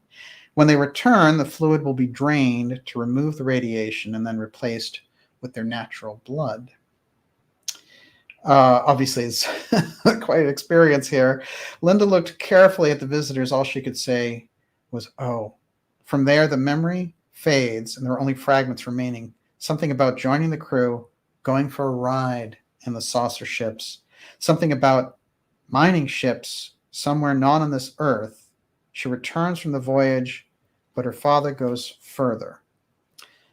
Now, this is very interesting, and the way that Linda told me that is it's a memory that's back there, and it became very hard for her to get a handle on it. But what she remembers is that the ships in the backyard looked very much like the AOIMSG craft. Now, the box radio thing, it's about the size of an iPhone. And this thing he had for years and years after that incident. So much for it being a dream, as the author, is very nervously trying to make sure that you understand it's a dream. He says dream like 5 times. But as she related it to me, it was no dream. Now, the box is very unusual. So what happens, fast forward to T.T. Brown dying, and he's in the hospital, and she goes to visit him. And one of the people who shows up there and seems to be pressing him, trying to get answers, is this Puthoff character. And what he's particularly interested in is, where's the box? So as it turns out, when she shows up, Puthoff leaves, and then her father says, come over here for a second. And he says, see that individual? Never deal with that individual under any circumstances. I have a feeling T.T. Brown kept a lot of his very high-end, and part of the reason why so much of his work went underground. I think he thought that the same group that was working for the CIA, the kind of X-Protect group with the X technology and the UFO reverse technology, he didn't want to give them any more of the things that he had discovered, which is why so many of his discoveries are off the record. And that story is just a snapshot, I think, of how this group operates, trying to get that information, trying to get that advantage, and using these experiences. But the warning, I think, from Brown to his daughter is very significant, and I think tells us a whole lot about the crew that's out there pushing this UFO disclosure piece. And as we know, some of those very same characters are involved. So these are the people, and I think we need to take T.T. Brown's warning. Never deal with those people. Everyone, you're watching the Dark Journalist Show. Whew. We're getting deep into X Series 115. This is the Secret Space Shock, and we've been going through it through the figure of Thomas Townsend Brown. We have a great crowd out there tonight, and we're going to go for about another half hour here. I know Carolyn Goida is running the Ideas Room. There's great people out there with great comments, and I'll take a couple of your questions at the end of the show. Of course, we don't have the lovely Olivia tonight, so we're not going to do a big, long Q&A session, but I'll do what I can. And what I want to do is I want to now move from up in space to down in the water, but still with an astronaut. And oh, by the way, before I close that segment out, this is the book that was written by Agnew Bonson, and it's called The Stars Are Too High. And that gives us that image of Bonson there. He died very shortly, just a couple months after putting this book out. And what's interesting is the book is all about these people who create a highly advanced spaceship and then figure to themselves that we're going to impersonate aliens in order to bring peace to Earth. So the headline goes, "The appearance of a strange spaceship brings astounding results in the Pentagon and the Kremlin in this prophetic novel of the near future." And there's a very interesting character in here named Sandy Carson, who's a female astronaut. "The high brass at the Pentagon were stunned when they looked at the radar screen. It showed a strange flying object falling straight down through Earth from an altitude no man-operated aircraft had ever reached before. It disappeared below the perception line of radar, and it seemed to startle onlookers that it must have fallen or landed somewhere near the Patuxent Naval Air Base. Every inch of the area was searched, but no trace of the object could be found." And on it goes. So this advanced sort of group of scientific people put together this ship and then pretend they're aliens, and they ask the Americans and the Kremlin to get together and get rid of their nuclear weapons and things of this nature. It's very unusual when you think about the author here and his association with, on one hand, T.T. Brown, one of the most advanced scientists of the period, and then on the other hand, Adamski, who was deep into portraying his experiences with aliens. And then he puts out this book and then dies shortly afterwards in a plane crash. As I've said before, plane crashes are one of the favorites of the intelligence agencies for getting rid of people. I think it brings this whole aerospace X-Protect assassination squad into very, very, kind of crisp relief, because the Stars Are Too High book is a snapshot of somebody giving us a story, and there's a lot of truth in it. So I highly recommend this book. It's not so easy to find, but do your best to do it. And the Defying Gravity Parallel Universe of T.T. Brown, I have one of the few copies of that version, but there's another version of it that is out there and available. And I will say, again, there's information in there from Linda Brown that is very powerful, but the overlay that the author is putting on it, I can say right now, and after talking with people associated with the book, it's like when a movie gets into the hands of the wrong director or something, it takes the quality of the thing down and it tries to minimize the really powerful bits. But if you can get past that, that book is extraordinary, Defying Gravity. Okay, I wanted to point out that one of the things that Ingo Swan saw that he later drew in relation to going and seeing the moon and seeing this activity that was on the moon is that kind of cosmic X, which we do so much with the X-Steganography in this show, and right in the middle of Ingo Swan's artistic work is this cosmic X. Wouldn't you know? All right, so we're going to go underwater, and we're going to take a deep, deep dive underwater into a project called Sea Lab. And we're going to actually hear from an astronaut in this altered state of being deep underwater. And I'm going to relate it to dimensional travel, which is what I think so much of the hot zone activity is about. Because I think the heightened magnetic area of the hot zone, which may be related to what Casey was referring to down there in Bimini and down there off Cuba, which is the Atlanteans' two-eye stone. And that the presence of that there, again, tells us that the nature of the area. They've done all these studies about how compasses spin backwards. And, we've looked into the work of David Zink on this. When they would get to a certain period in the hot zone, a certain place in the hot zone, boom, that compass just starts spinning. So there's anomalies there that we haven't been told about in science traditionally. And when you go into that, you're going into the Bermuda Triangle. You're going into things appearing out of nowhere. Even Columbus, when he gets around there, he's like, there seem to be all these things floating around us. They look like floating candelabras. I mean, how are you going to describe UFOs in 1492? Floating candelabras is pretty good. So something is going down there when you get into it. I've pointed out on this program that Gordon Cooper was sent up by JFK to look at the hot zone.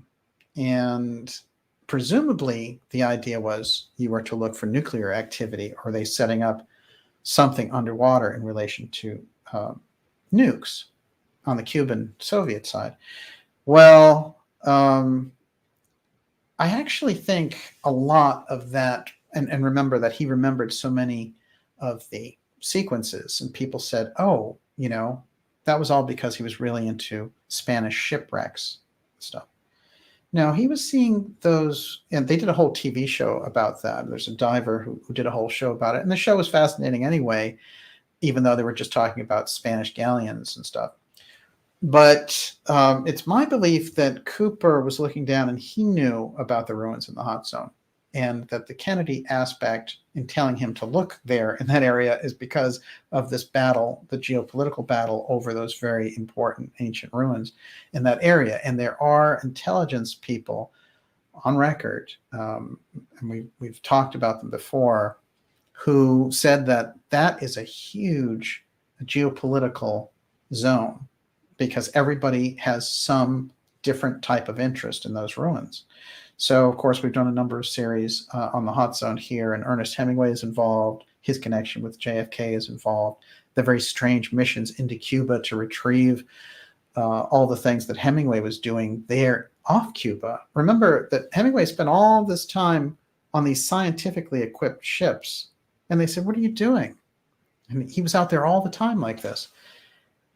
And the explanation was, oh, he was looking for German U-boats. Well, the ships didn't have any arms, so if you found a U-boat, they'd blow you out of the water. So that explanation doesn't make any sense at all.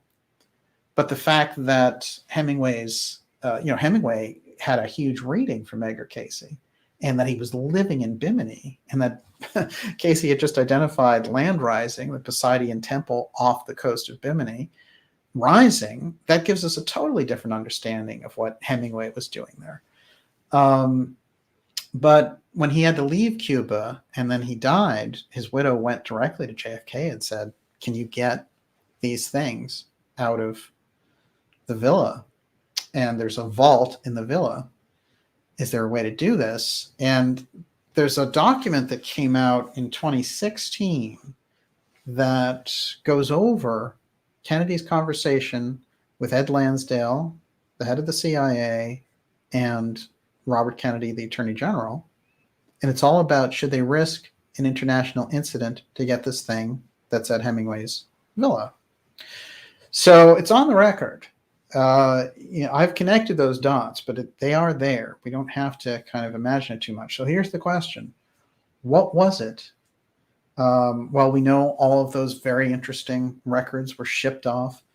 Eventually, that operation worked. Somehow, Kennedy figured it out, and they smuggled out all of Hemingway's stuff on a shrimp boat. So they were able to do it, and later, they were, if you go to the JFK library now, of course, all the Ernest Hemingway documents are there, some of the most extraordinary things, and his letters. But what is that all about? Why is the Kennedy Library the recipient of all this? Well, it has something to do with that operation and that national security letter. Now, when they went with this information that came out to all these different Kennedy historians, they said, what's the national security incident that he's talking about here? None of them knew anything. They said, we don't know. It's not assassination. What could it be there, a national security incident that would take place inside of Hemingway's villa? And they were weighing out the risks of how to do it. So that takes us into a whole different territory. And the way that I've interpreted this, and this is available in those Hot Zone episodes, is that both Ernest and his brother had a fascination for these ruins. And in fact, his brother Lester founded New Atlantis right there in the Hot Zone.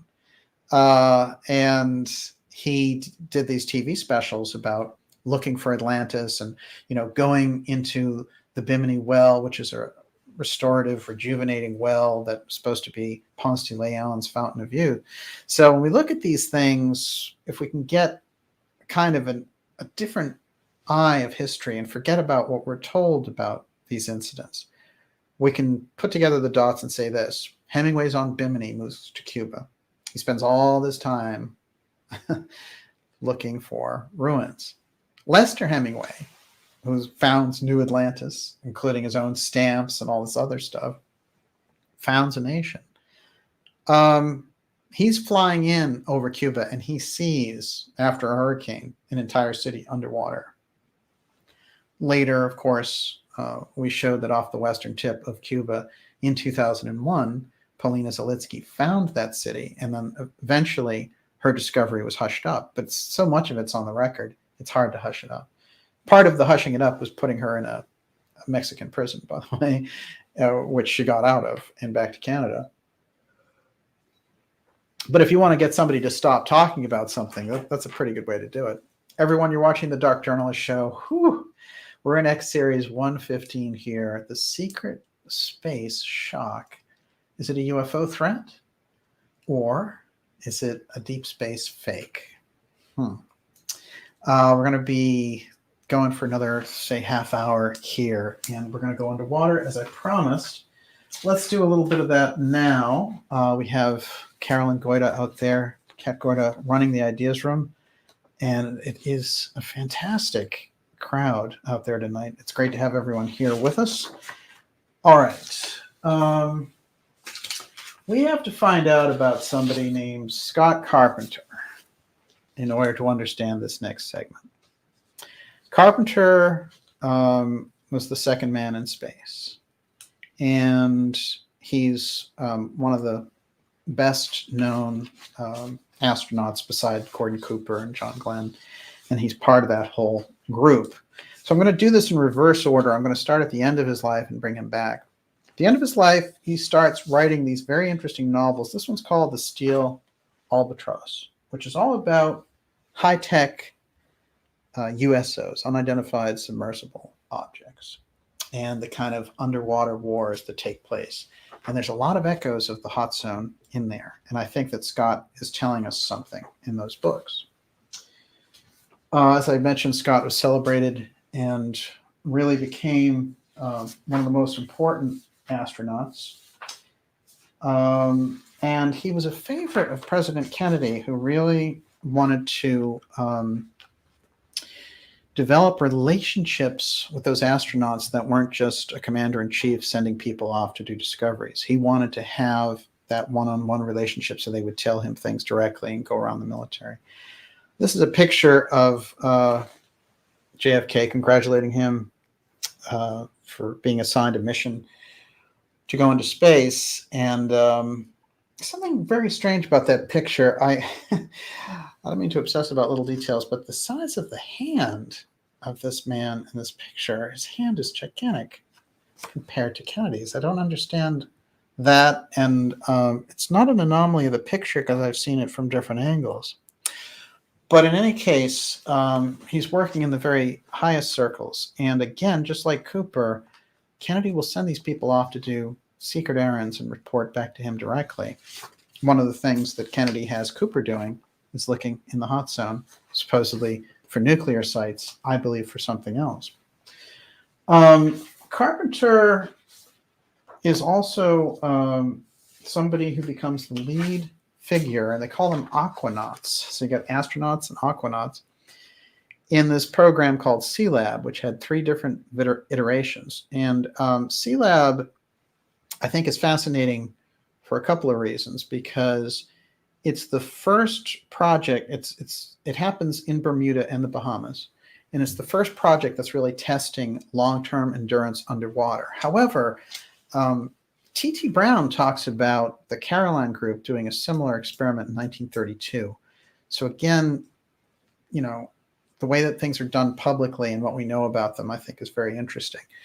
So here we are in 1962, and we're doing this deep submersible with our friend Scott Carpenter. They're going under in this thing called C-Lab, which is basically the equivalent of, you know, it's kind of like when you send somebody up to the moon.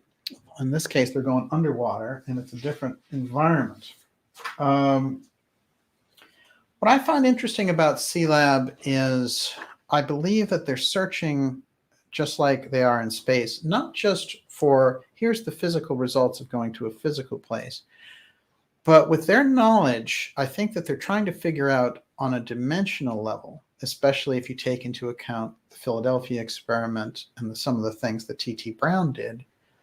You're looking at something where when they get into a certain state, when they get to a certain place, they can jump dimensions. You know, we've heard all about, and even in the work of Thomas Townsend Brown really gives us those stories of the jump room. You remember those that were really popular for a little while. These people would come out and say, hey, I was part of a program where, you know, I'd go into a room and then I'd come out on the other side and I was on Mars. It's the Mars jump room. And I think, you know, some of those stories were really over the top, but there's an echo there. Somebody's heard a story and it has something to do with this. Now, one of the things that Linda Brown tells is, and that's T.T. Brown's daughter again, is that she went deep into the desert because her dad said, I want you to go to this part of the desert and I want you to, you know, head over and go into this glass elevator, and he gives her the directions and all the rest of it. And he says, have yourself a nice trip. It's California desert. She doesn't know what he's talking about, but she goes, and she goes into this glass elevator, and it takes her into a, you know, it's kind of going up like an elevator. And she's like, what is this? And she seems to remember, and again, she wasn't quite sure the nature of this, but she seems to remember that when she got off the elevator, she was in an entirely different environment on a waterfront. So the echo of that jump room idea seems to be a dimensional scientific project that they were working on at that point. And I think through things like the Philadelphia experiment, through the work of T.T. Brown, they got to. C-Lab, I believe, was part of that. And the submersible part is just the cover story for it. Now, when we get into stories, as I mentioned, like John Keel and stuff, all along the way, when Keel was a UFO researcher, and when he's following waves of sighting, he'll get these calls, and it seems like a really disembodied electronic voice that's telling him, hey, if you go here, and the next day you'll see, you know, more UFO stuff, or don't go over this bridge on that day because there's going to be a problem and you won't be safe, you know, giving him interesting advice and calling him when he's just checking into these hotel rooms without telling anybody where he's going to be. But what I'm getting to is the voice. And I've heard this from a number of different people. And, you know, there's a popular physicist in the UFO field, Jack Sarfati, who talks about getting a call with this similar type of disembodied voice when he's 12 years old, telling him that, you know, he's going to be working on this stuff in the future. And it's like a time travel, quite a far out, fantastic conversation. But the voice thing has been a regular piece of this. So I'm going to play for you that I just recorded it right off of a video, so it's not going to be the kind of greatest sound. But what's interesting is listen to the quality. This is Carpenter talking to LBJ after, you know, it's in '64, so it's after the JFK assassination, and he's telling him, look, you know, you are doing an amazing job. And it's one of these pat speeches, but listen to the voice. This is not altered in any way. This is directly from the JFK library and the LBJ library. So let's tune in on a little bit of this. And that strange voice you'll hear is Carpenter talking from this bizarre remote location in the hot zone. Here we go. Commander Carver on the line. Thank you. Can I clear the Carpenter? Scott? Yes. Can you hear me, operator? Yes, we can. Now, Scott, will you speak, please? Yes, how do you hear me, operator? Not too well, sir. Ma'am, do you think it's possible to hear our phone translated at the next? I don't know. 1, 2, 3, 4, 5, 4, 3, 2, 1. How do you hear that, operator? I understand you.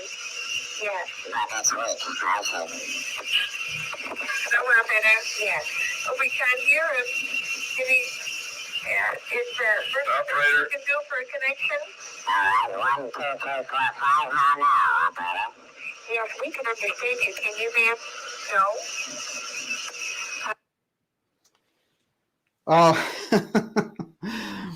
All right, before I say anything, here's his conversation with LBJ. Again, from C-Lab, deep in the hot zone. Scott, do you read me all right? Yes, sir, Mr. President. Over loud and clear. How new? Fine. Well, Scott, I'm mighty glad to hear from you. You've convinced me and all the nation that whether you're going up or down, you have the courage and the skill to do a fine job. Well, thank you very much. There were a lot of other people who demonstrated the same kind of courage. It's a great crew out here. So, the explanation is that he's at such a depth that they've changed the atmosphere, and so it's altered his voice from where he's speaking. But when we think about the things I've just pointed out in terms of that dimensional space and the disembodied voices, they have to adjust to the dimension that they're in, or the space that they're in, or in this case, underwater. I think that this is going to open up a piece, because the thing that's happening with Carpenter is, after having done these space missions, he's now doing the deep underwater missions. And they're happening in the Bahamas, and they're happening in Bermuda. And we're starting to get a sense that when you're in those environments, you've adjusted to the environment. So when you become, adapted to that particular dimension, you are speaking then from that disembodied space, and therefore your entire presentation changes. So many of those disembodied voices. I think with C-Lab, like, there's so many things about C-Lab to bring out, and so much of it is still classified. But the very unusual conversations in that atmosphere, that kind of helium atmosphere, I think starting to give us a window on what's happening there. But here's another thing. Carpenter is someone who is, like I said, the second man in space. He's a direct Kennedy pick. And then he becomes the underwater man. So when we look at what's happening on the underwater side, when they get to a certain level there in the hot zone, as we know, when they map the ocean floor, many of them, as we've discovered, are under NDAs. And if they're military, they're under court-martial, not to express what they see under there. So if they see a pyramid or an Isis temple while they're going down mapping the ocean floor in Bimini, they cannot talk about it. These people on the deep sea side, yes, they have reasons to map the ocean and all the rest, but C-Lab could have been that direct attempt to go very, very deep under there, and under the Bahamas aspect, trying to find that level of being able to operate under there. But here's the thing. I don't believe that they're looking just to figure out what's going on underwater. I do believe they're looking for ancient ruins, but I also believe that they're looking for a dimensional effect. And interestingly enough, there's another story that ties in Thomas Townsend Brown here, which is, every month he would go off to San Antonio, every year for a month. And his family always was like, oh, he's going to San Antonio, and he's going with Robert Sarbarker, the physicist who later would reveal the UFO file and the fact that Vannevar Bush was running it. Well, what's interesting about that is the San Antonio that they were going to was not San Antonio, Texas, which they found out after he died. It was San Antonio, Cuba. And they were studying white sand. That San Antonio, Cuba, is that very western tip of Cuba, which is exactly where the underwater ruins that Polina Zalitsky found of this, what she called, remember, a metropolis. So it's not just, looking at this and saying, oh, I see maybe there's a structure down there. It's a metropolis of ancient sites. So that brings us back to the Casey information about a sunken Poseidia Island, which is an advanced island out there between Bimini on one side, the Florida coast, and the Yucatan Peninsula in Cuba. That whole area is the core of the hot zone. The fact that those people can't talk about what they see there, what they experience when they're in the hot zone, gives us, I think, so many pieces of what we need to investigate about why is this such a hot geopolitical area. And it does not make any sense. Even the kind of dust up that they got into, which put the world on fire and on edge in 1962, with JFK managing the Cuban Missile Crisis, there's something about the selection of that location, Cuba, for that showdown, again, bringing this into sharp contrast.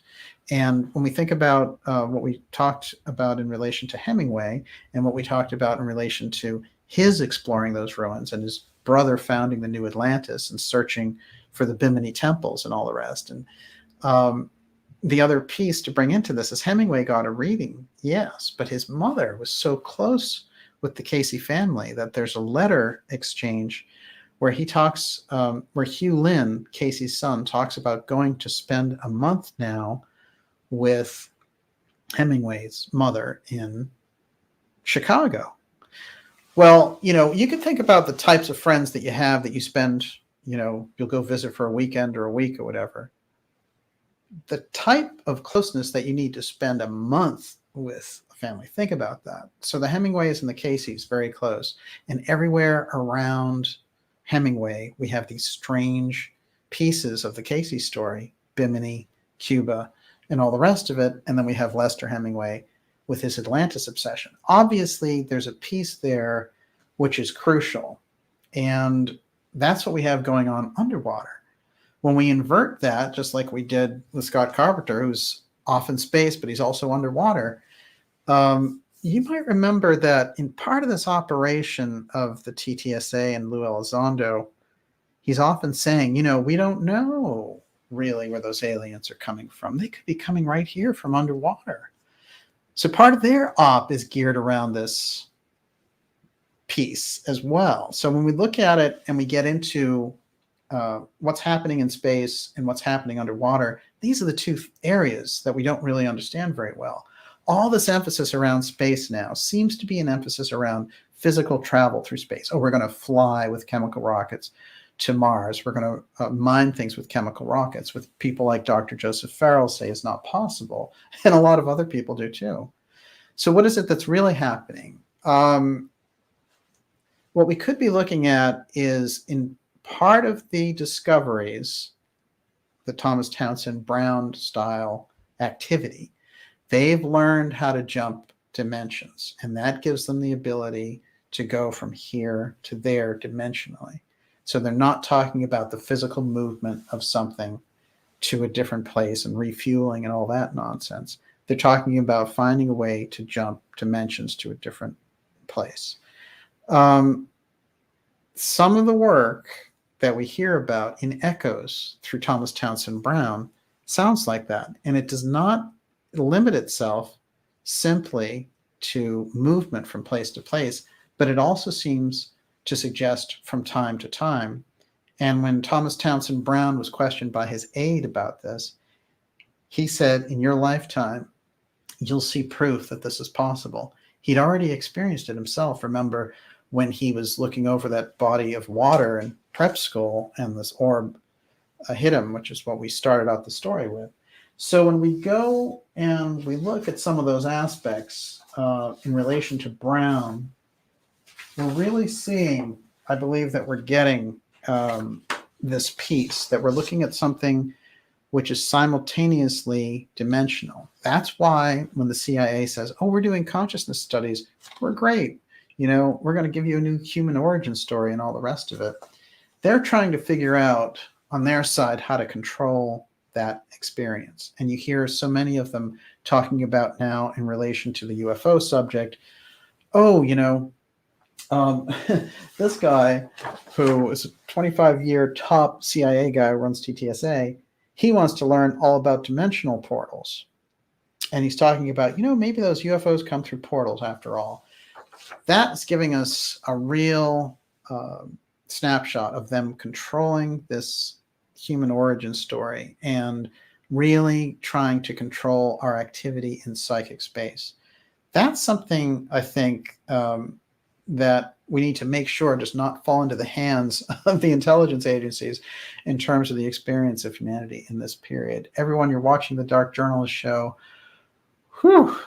X Series 115. We're going deep here in the secret space shock. Is it a UFO threat or is it a deep space fake? Well, we've seen them push the UFO threat, and now we've seen a lot of the fake that they've had out there and some of the people who are pushing it.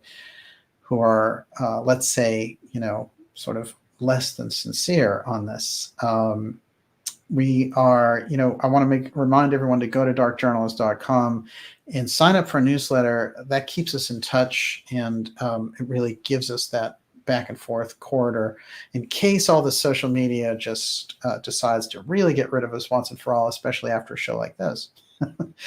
And of course, the shows that we did with Dr. Farrell on Mars that were taken down, and we came back and did the whole version live anyway. But I think that there's something about that Mars piece that we're going to be seeing more of. So many great people in the ideas room. We're going to take your questions next time on this, but I do want to close out with a couple of interesting things that I've run across, and again, in relation to this whole piece. One thing I wanted to mention about Carpenter, by the way, is I found him involved with two things simultaneously: the Boeing X-15 high-speed research aircraft, which is the famous X-15 that Walter Dornberger built as part of the X-plane series, which we refer to as kind of foundational for X-Steganography and how they were moving these advanced projects that had the X technology through different government agencies. But the other thing that he was involved in was on October 24th, 1959, near Nicara, Cuba, the transport Kleinsmith that he was on evacuated 56 American citizens that were fleeing the communist revolutionary violence under the watchful eye of the carrier, Franklin D. Roosevelt. But this is interesting because a lot of these astronauts seem to have simultaneous experience, both in the hot zone around these particular areas. Again, Cuba, such a core area for the Casey research, Bimini, another core area, and then also having that, in this case, the X-15 experience, which is the manned space plane that still holds the record for speed. And think about that. That's a 60-year-old record that they had. So what kind of technology were they using there? How advanced was it in that period to still hold the record now? So there's so many things about the X technology and Dornberger and the rest that we need to really get a handle on. Now, I want to suggest something about all the X steganography that we do on this program, which is, the X aspect, the steganography around it. Steganography is well known. It's been known since the time of Pythagoras and beyond. And the Greeks called it a page within a page. So when we are talking about steganography, now you see it, throughout. There's all this spy activity using steganography online, and it'll be one pixel of a photograph, that's in that steganography. And steganography, I think that we should understand it not as a lark or as a game, as a system, something to run around. I mean, that's fun anyway. But it is, it's something that's already out there. And so when we do X-steganography, what we're doing is we're bringing the consciousness and the awareness around that, because steganography, again, is stuff that is already available in the public eye. It's already something that's looking you right in the face. And if we can get a hint around what that steganography is telling us, then it is for those initiates into the steganography that they can read it like anybody else would read a book. But for the average public, that would be completely, it would just look like something that was ordinary in space, in public space. So one of the things that I pointed out, which is when I really, really drilled down on some intelligence activities that used it, that one of the things that they used for steganography to send messages were actually missing pet photos. So when you'd see a poster going along the street and it would say, missing pet, such and such, maybe they show a picture or they just describe it, whatever it is. And that there were a number of cases where one of the cases I was following had to do with the waterfront in San Diego, and there was a series of these posters everywhere. They were sending messages back and forth. That's the kind of thing that could drive a person crazy if you're looking around and you're like, it's all messaging. But to understand that that is there, I think, is crucial. The reason I think the X-Steganography is so important in this period, and I've equated it to the Rosetta Stone, and it might sound like a big claim, but let's think about it. The Rosetta Stone was found in 1799, and it took them 20 years to interpret it. Champollion is the person who figured it out. And what happened was they found the one stone that had the Greek language, the Egyptian language that was available in that period, right around 5 AD. And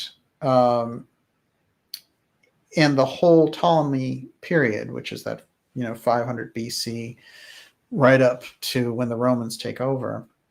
And what's interesting is that when we look at it, we're looking at the message, and it's giving this praise to King Ptolemy and saying, yes, we salute Ptolemy. But they noticed in the Rosetta Stone that the Greek and the Egyptian were the same, and on top was that row of hieroglyphs, which were the picture language that they could not interpret. That gave them the key to interpret the entire rest of the thing. Otherwise, Egypt was just, a bunch of buildings with pretty pictures on them, and nobody knew what the history was.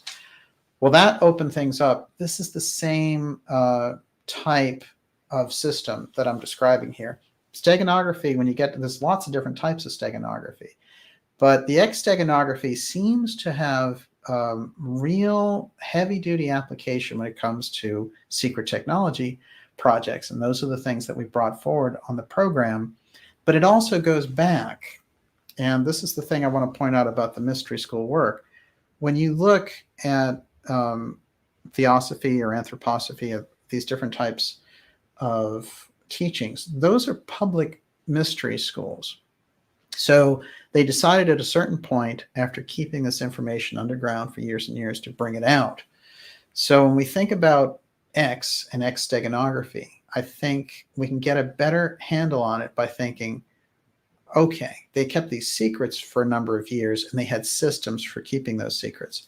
But later, when the mystery schools came out and gave this information, the same type of system of secrecy was utilized by governments and by secret organizations to move very sensitive information. I've pointed out in the case of Vannevar Bush and the UFO file, this is exactly what he did. He applied the same rules that he had been using as the head of the Masonic Temple at MIT to do the same thing. He utilized that secrecy for the UFO file. So the Masons had an incredible reputation for secrecy about their sacred rites and all the rest of it. Well, Vannevar Bush just applied all of that directly to what? To the UFO file. And that's how you got the immense wall of secrecy that went up around it. And so when we think of steganography in that fashion, it's a tool that helps them to keep the secrecy. But it's also a tool, once we crack that understanding that the X-Steganography is there, suddenly, you may have noticed in the past couple of years, the X-Steganography is all over the place because, this is a key period for them to bring out the X, but they're communicating with each other. There are so many pictures with, Musk and Bezos and all the rest of it utilizing this X-Steganography, and it's a direct relationship signaling, I have the advanced technology, you have the advanced technology, we know, and we're communicating with each other. So that's what it's a good way for us to kind of keep it in mind when we do the show, that this is what we're talking about. One of the things that we've pointed out in this program is about the continuity of government players and the people involved in that operation. And I think that there's steganography in the choice of the commander of Northcom that they have selected in this period. And that's General Van Herk. And Van Herk is from what? The 509th Bomb Group, which is the Roswell Bomb Group. So those were the people who found the original UFO wreckage. And now it's this guy who's in charge of the entire continent, the entire United States. And through Northcom, if continuity of government is invoked. That's unusual, isn't it? Especially with this whole idea of a UFO threat. So we have to kind of think on a different level with these things. And the continuity of government program is something that we all need to get better educated on, but there's not that much information available about it because it is so secret. So through the work of people like Professor Scott and the things that we've tried to bring forward on this program, we get a better handle on it. We're able to see through those types of things so that when they talk about continuity of government or invoking emergency powers through things, like the COVID operation and the things that they've been doing, well, they could very easily transfer all of that stuff to a UFO threat. And it would be, as I've pointed out many times, if you thought the COVID threat was something, just wait till they get to the UFO threat. Everyone, you're watching the Dark Journalist series X-115. A couple of quick ones here. Somebody sent me this one, and I checked out the program. You might have seen some of these. It's Tino, and he goes through and he looks at a lot of the Nazi ruins. I think he has a show on the History Channel. But right on top of Hans Kammler's underground tunnels, that, and Kammler was famous for working on the Bell Project, hanging out on top there is this X that nobody has any explanation for.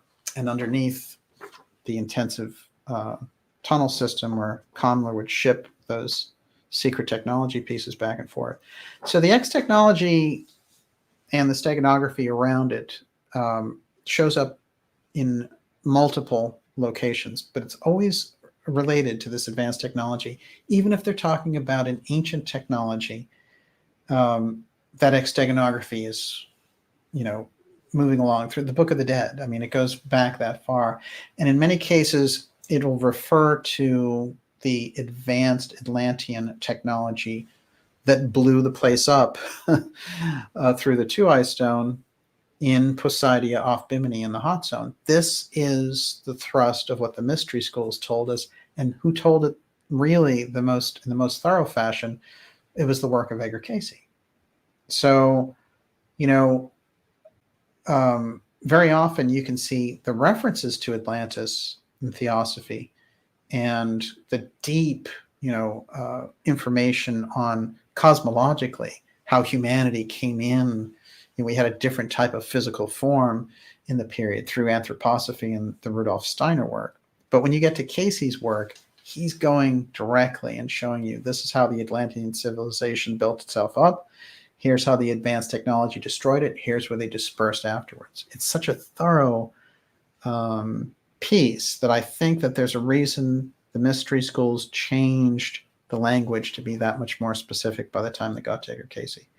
So that's something for us to keep in mind as we do this research. I have a few more here. I want to say this. This is a good flashback for us. But I want to show you just how sensitive this continuity of government issue is.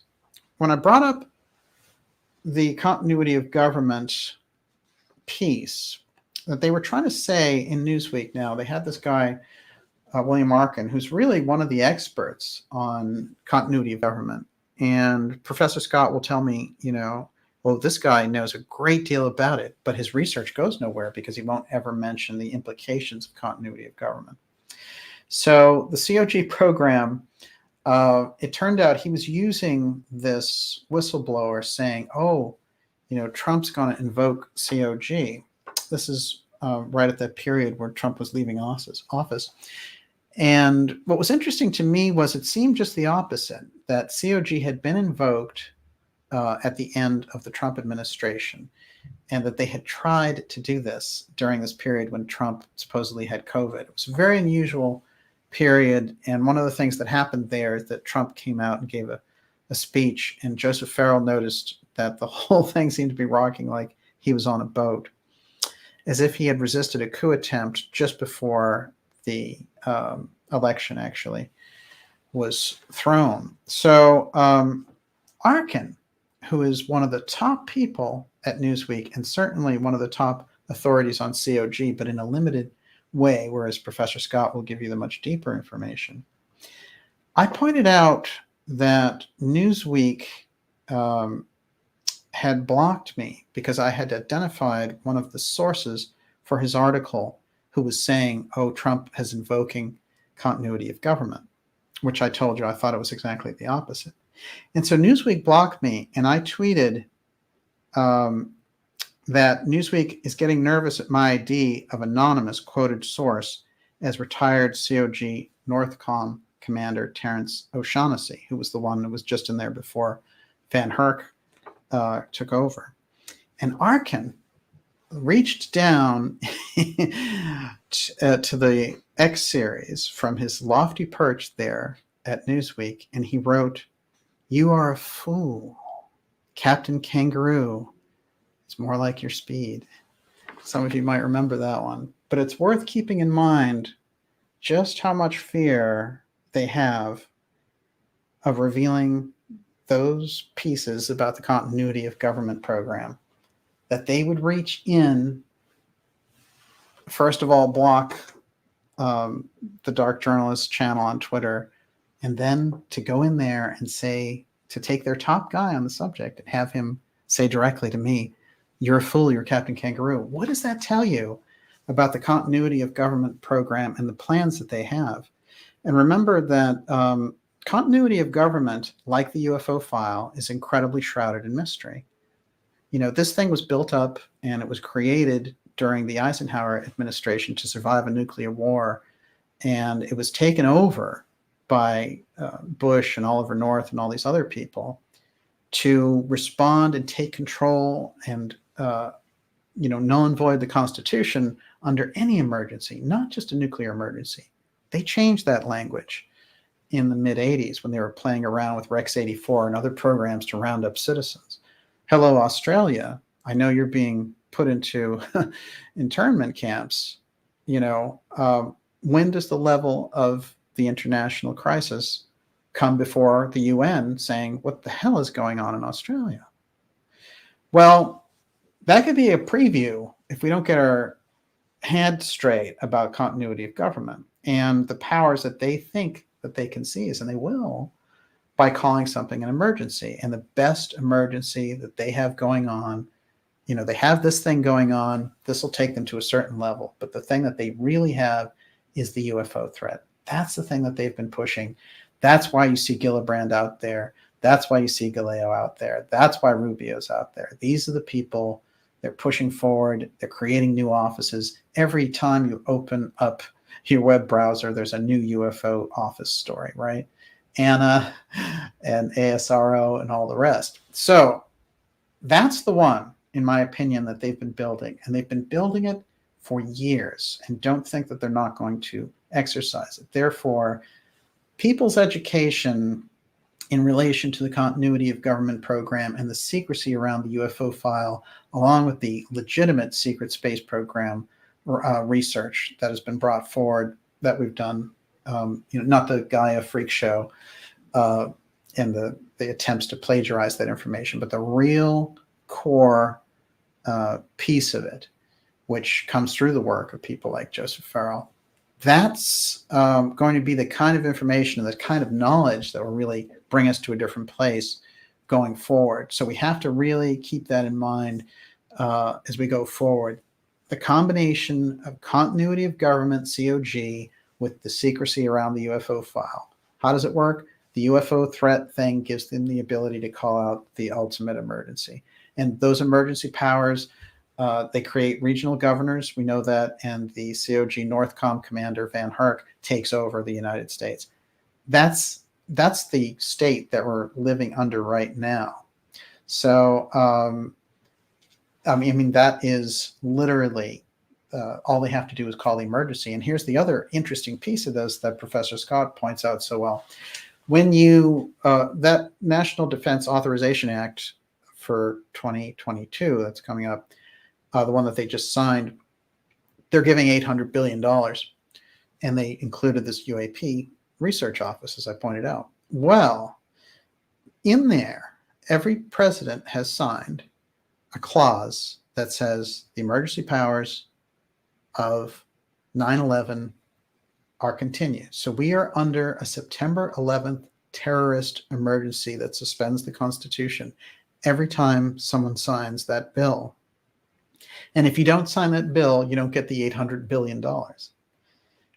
So every president since Bush, Obama, even Trump, this guy, Stepford Biden, they all sign it. And that reiterates each time that we're under this emergency situation. That allows for Northcom to take over America. Remember, Northcom had nothing to do before. They weren't police powers. And they had Southcom, which is something that we looked over South America on the drug trade and all the rest of it. But Northcom, the idea that we would have an actual military command that was stationed to sort of take over the United States in the state of emergency, we have to get our heads wrapped around this, that what emergency are they going to use to try to exercise that power? Who are the continuity of government people? Well, I've identified Van Herk. What do we know about his background? We know that he was part of the 509. I went into O'Shaughnessy's background previously. There's a whole group around continuity of government. And now we've had people talk, like Nancy Pelosi saying, well, I had a conversation with continuity of government this afternoon. They briefed me. Now it's okay to talk about continuity of government. Before, you'd get thrown out of Congress for bringing it up. So what's going on with it? This is a piece that they want to bring in. And it's one of the reasons why Newsweek had the freak out that they did. When we see those things, we have to take stock and say, what is it that we know about the UFO file? What is it we know about continuity of government through the work of people like Professor Scott?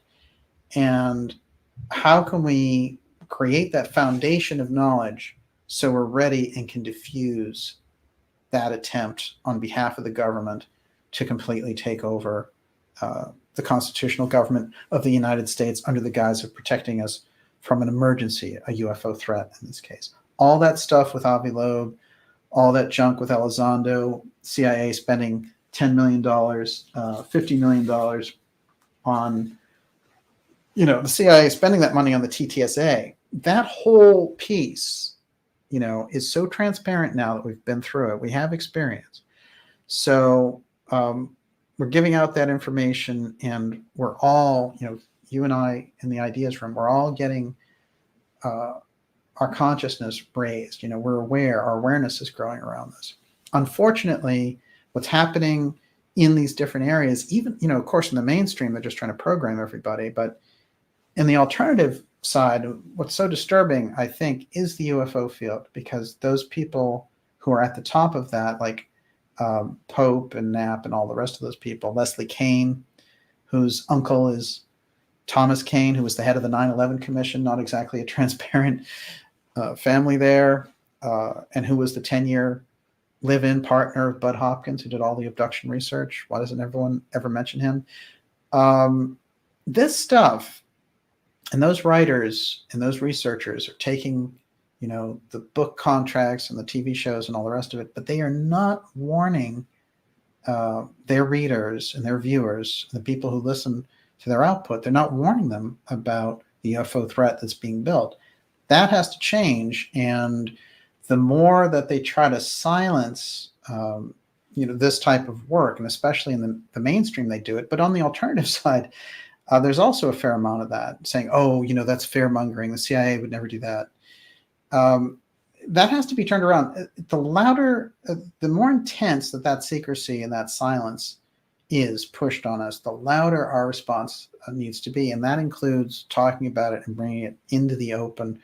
And we're going to be talking about this, and we're going to be bringing it loud and clear. Everyone, you're watching the Dark Journalist Show. Deep here in X Series 115, we have shown that the secret space threat has been really pushed very hard, and that there is an actual threat, and it has nothing to do with aliens, but it has to do with our own intelligence agencies creating a narrative and concocting a future where they pull emergency powers and the continuity of government. To close this evening, I know we have Carolyn Goida out there running the ideas room. and I'm going to do some shout outs and get some questions here.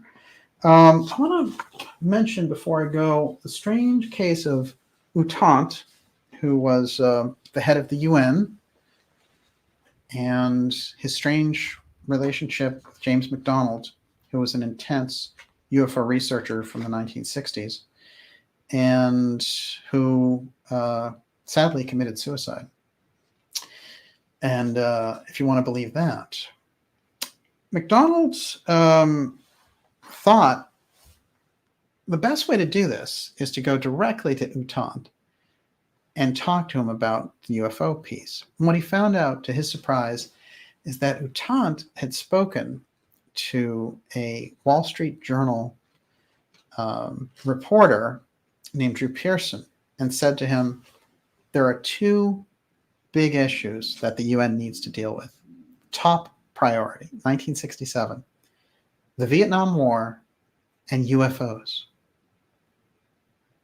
Utant said that. He was the head of the UN. And he said it openly to a reporter. This is Utant meeting with President Kennedy in 1963 after the death of Dag Hammarskjöld, who went down in a plane crash. And Dag, who was the head of the UN, his case has been reopened, the plane crash from the early 1960s. And he went down in the Congo, and he really opposed the things that the CIA were doing there.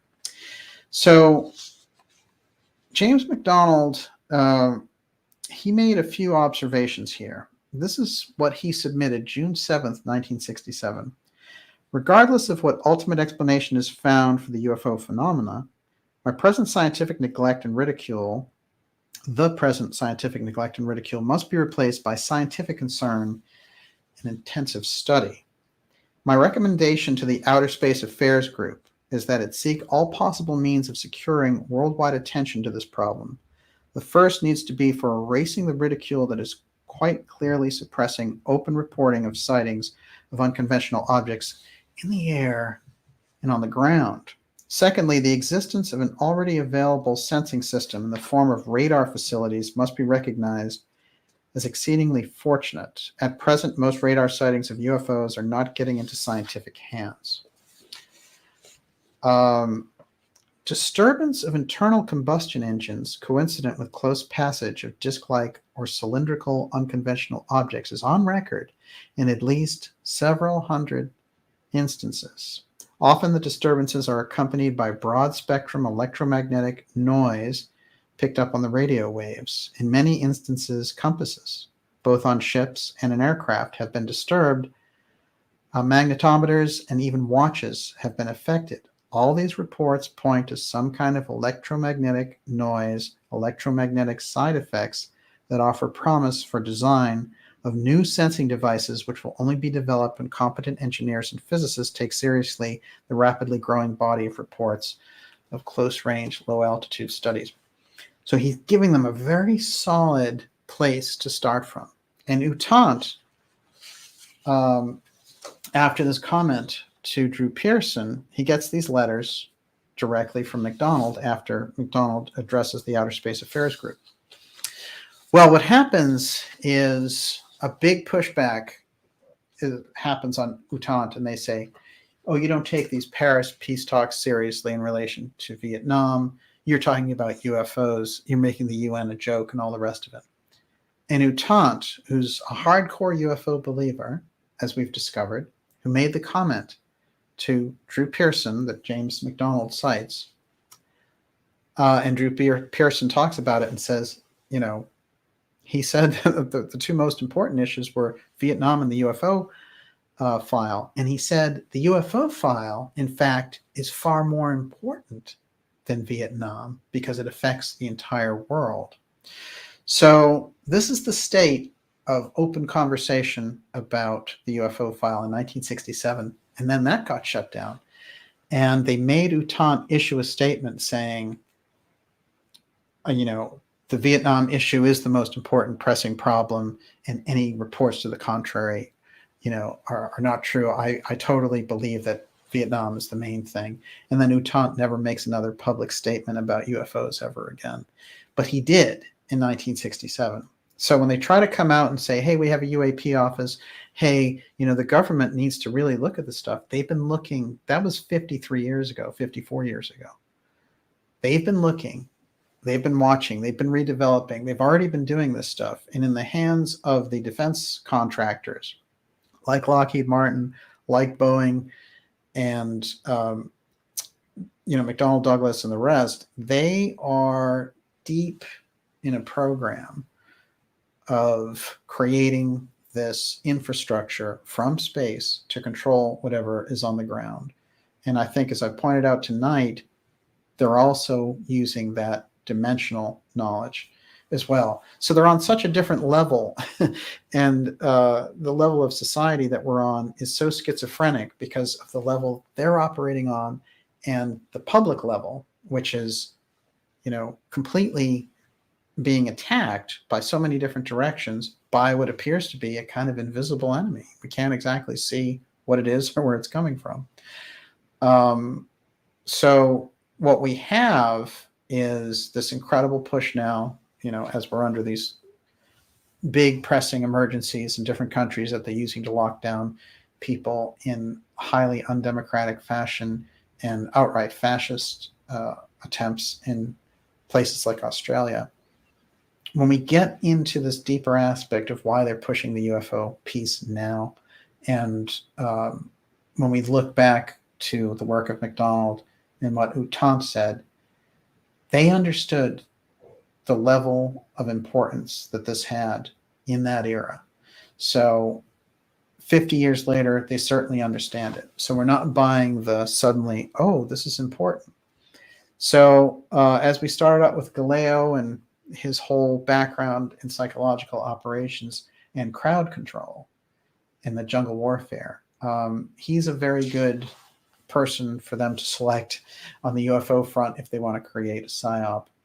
Elizondo, of course, counterintelligence agent who was used to deceiving the enemy, in this case, the American people are the enemy, from the position of X-Protect. So this is what we're looking at, and I think the sooner we get our heads wrapped around it and how much information sharing that we do among ourselves and the independent media and with the help of the ideas room and the people who are there, this conversation is exactly the thing that they do not want to happen. So we can't afford to have that kind of, like the kind of atmosphere that exists in the UFO research world is totally useless because it doesn't help us. What is helpful actually is the people who understand the deep state side and understand government assassination programs and things like that. That can help us understand the UFO piece. So if we can combine that continuity of government research stance, the deep state research, with the UFO file, then we'll be going somewhere. A lot of those UFO researchers don't want to get into it. They're like, oh, you're paranoid. And as I've pointed out, the people on the deep state side, they don't want to deal with the UFO crazies. Well, I've got bad news for both of you, which is both sides need to come to the table. And, the deep state researchers have a much better research ethic, and the UFO field needs to catch on to that. And the bozo aspect of the UFO thing, the people kissing up to Elizondo and, GQ Heroes of the Year and the UFO field promoting that needs to turn around and become really solid researchers. And, the TTSA fanboy thing is already worn off because all the lies are exposed on them. But the remnants of the operation, Christopher Mellon over here talking to Avi Loeb, Louis Elizondo over here talking to Avi Loeb talking to Avril Haines, the DNI, saying, oh, these UAPs, they could be AI astronauts. And Lou saying, no, it's a threat, So that's what they're doing. They're building a false conversation about the UFO file. And the likes of the UFO research community can't allow that to happen. So on the independent research side, that's the thing. That's where we're calling out the CIA infiltration of the entire field. not in a way that, is looking for CIA agents under every bush, but they are, in fact, thoroughly honeycombed throughout the independent research worlds. They've taken over the mainstream media, of course. So that's my solution on that, which is the fundamental premise, which is that there's UFO file research, and then there's this kind of circus that the CIA is running, and there's a bifurcation now that's taking place. And so we're going into the UFO file research, and there's a lot there. And this is exactly the information that we're going to need going forward. And with that, we're going to wrap up tonight's program. It's been great to have everyone here, and thank you for being in the Ideas Room. Whew, it's a great crowd, a huge crowd tonight. I'll do a few shout outs here. Nutter Butter, I like that. It's a great name. Space Ghost, Scarlet Fire, Golden Girl, Hedy Lamar, that's a good one. Professor Hugh Axton, thank you. Appreciate you being here. Roosevelt, thank you, sir. It's great to see you out there. DJ Merch t-shirt. Oh boy. Maybe a fedora. I've been thinking about a fedora. Fantastic show. Thank you. Really appreciate that. Don Newway. I think I know who that is. Esoteric Gold. Think. I agree. Think. Hey, Stepford Biden is going to be on Jimmy Kimmel. Don't you think that's going to be a really good interview?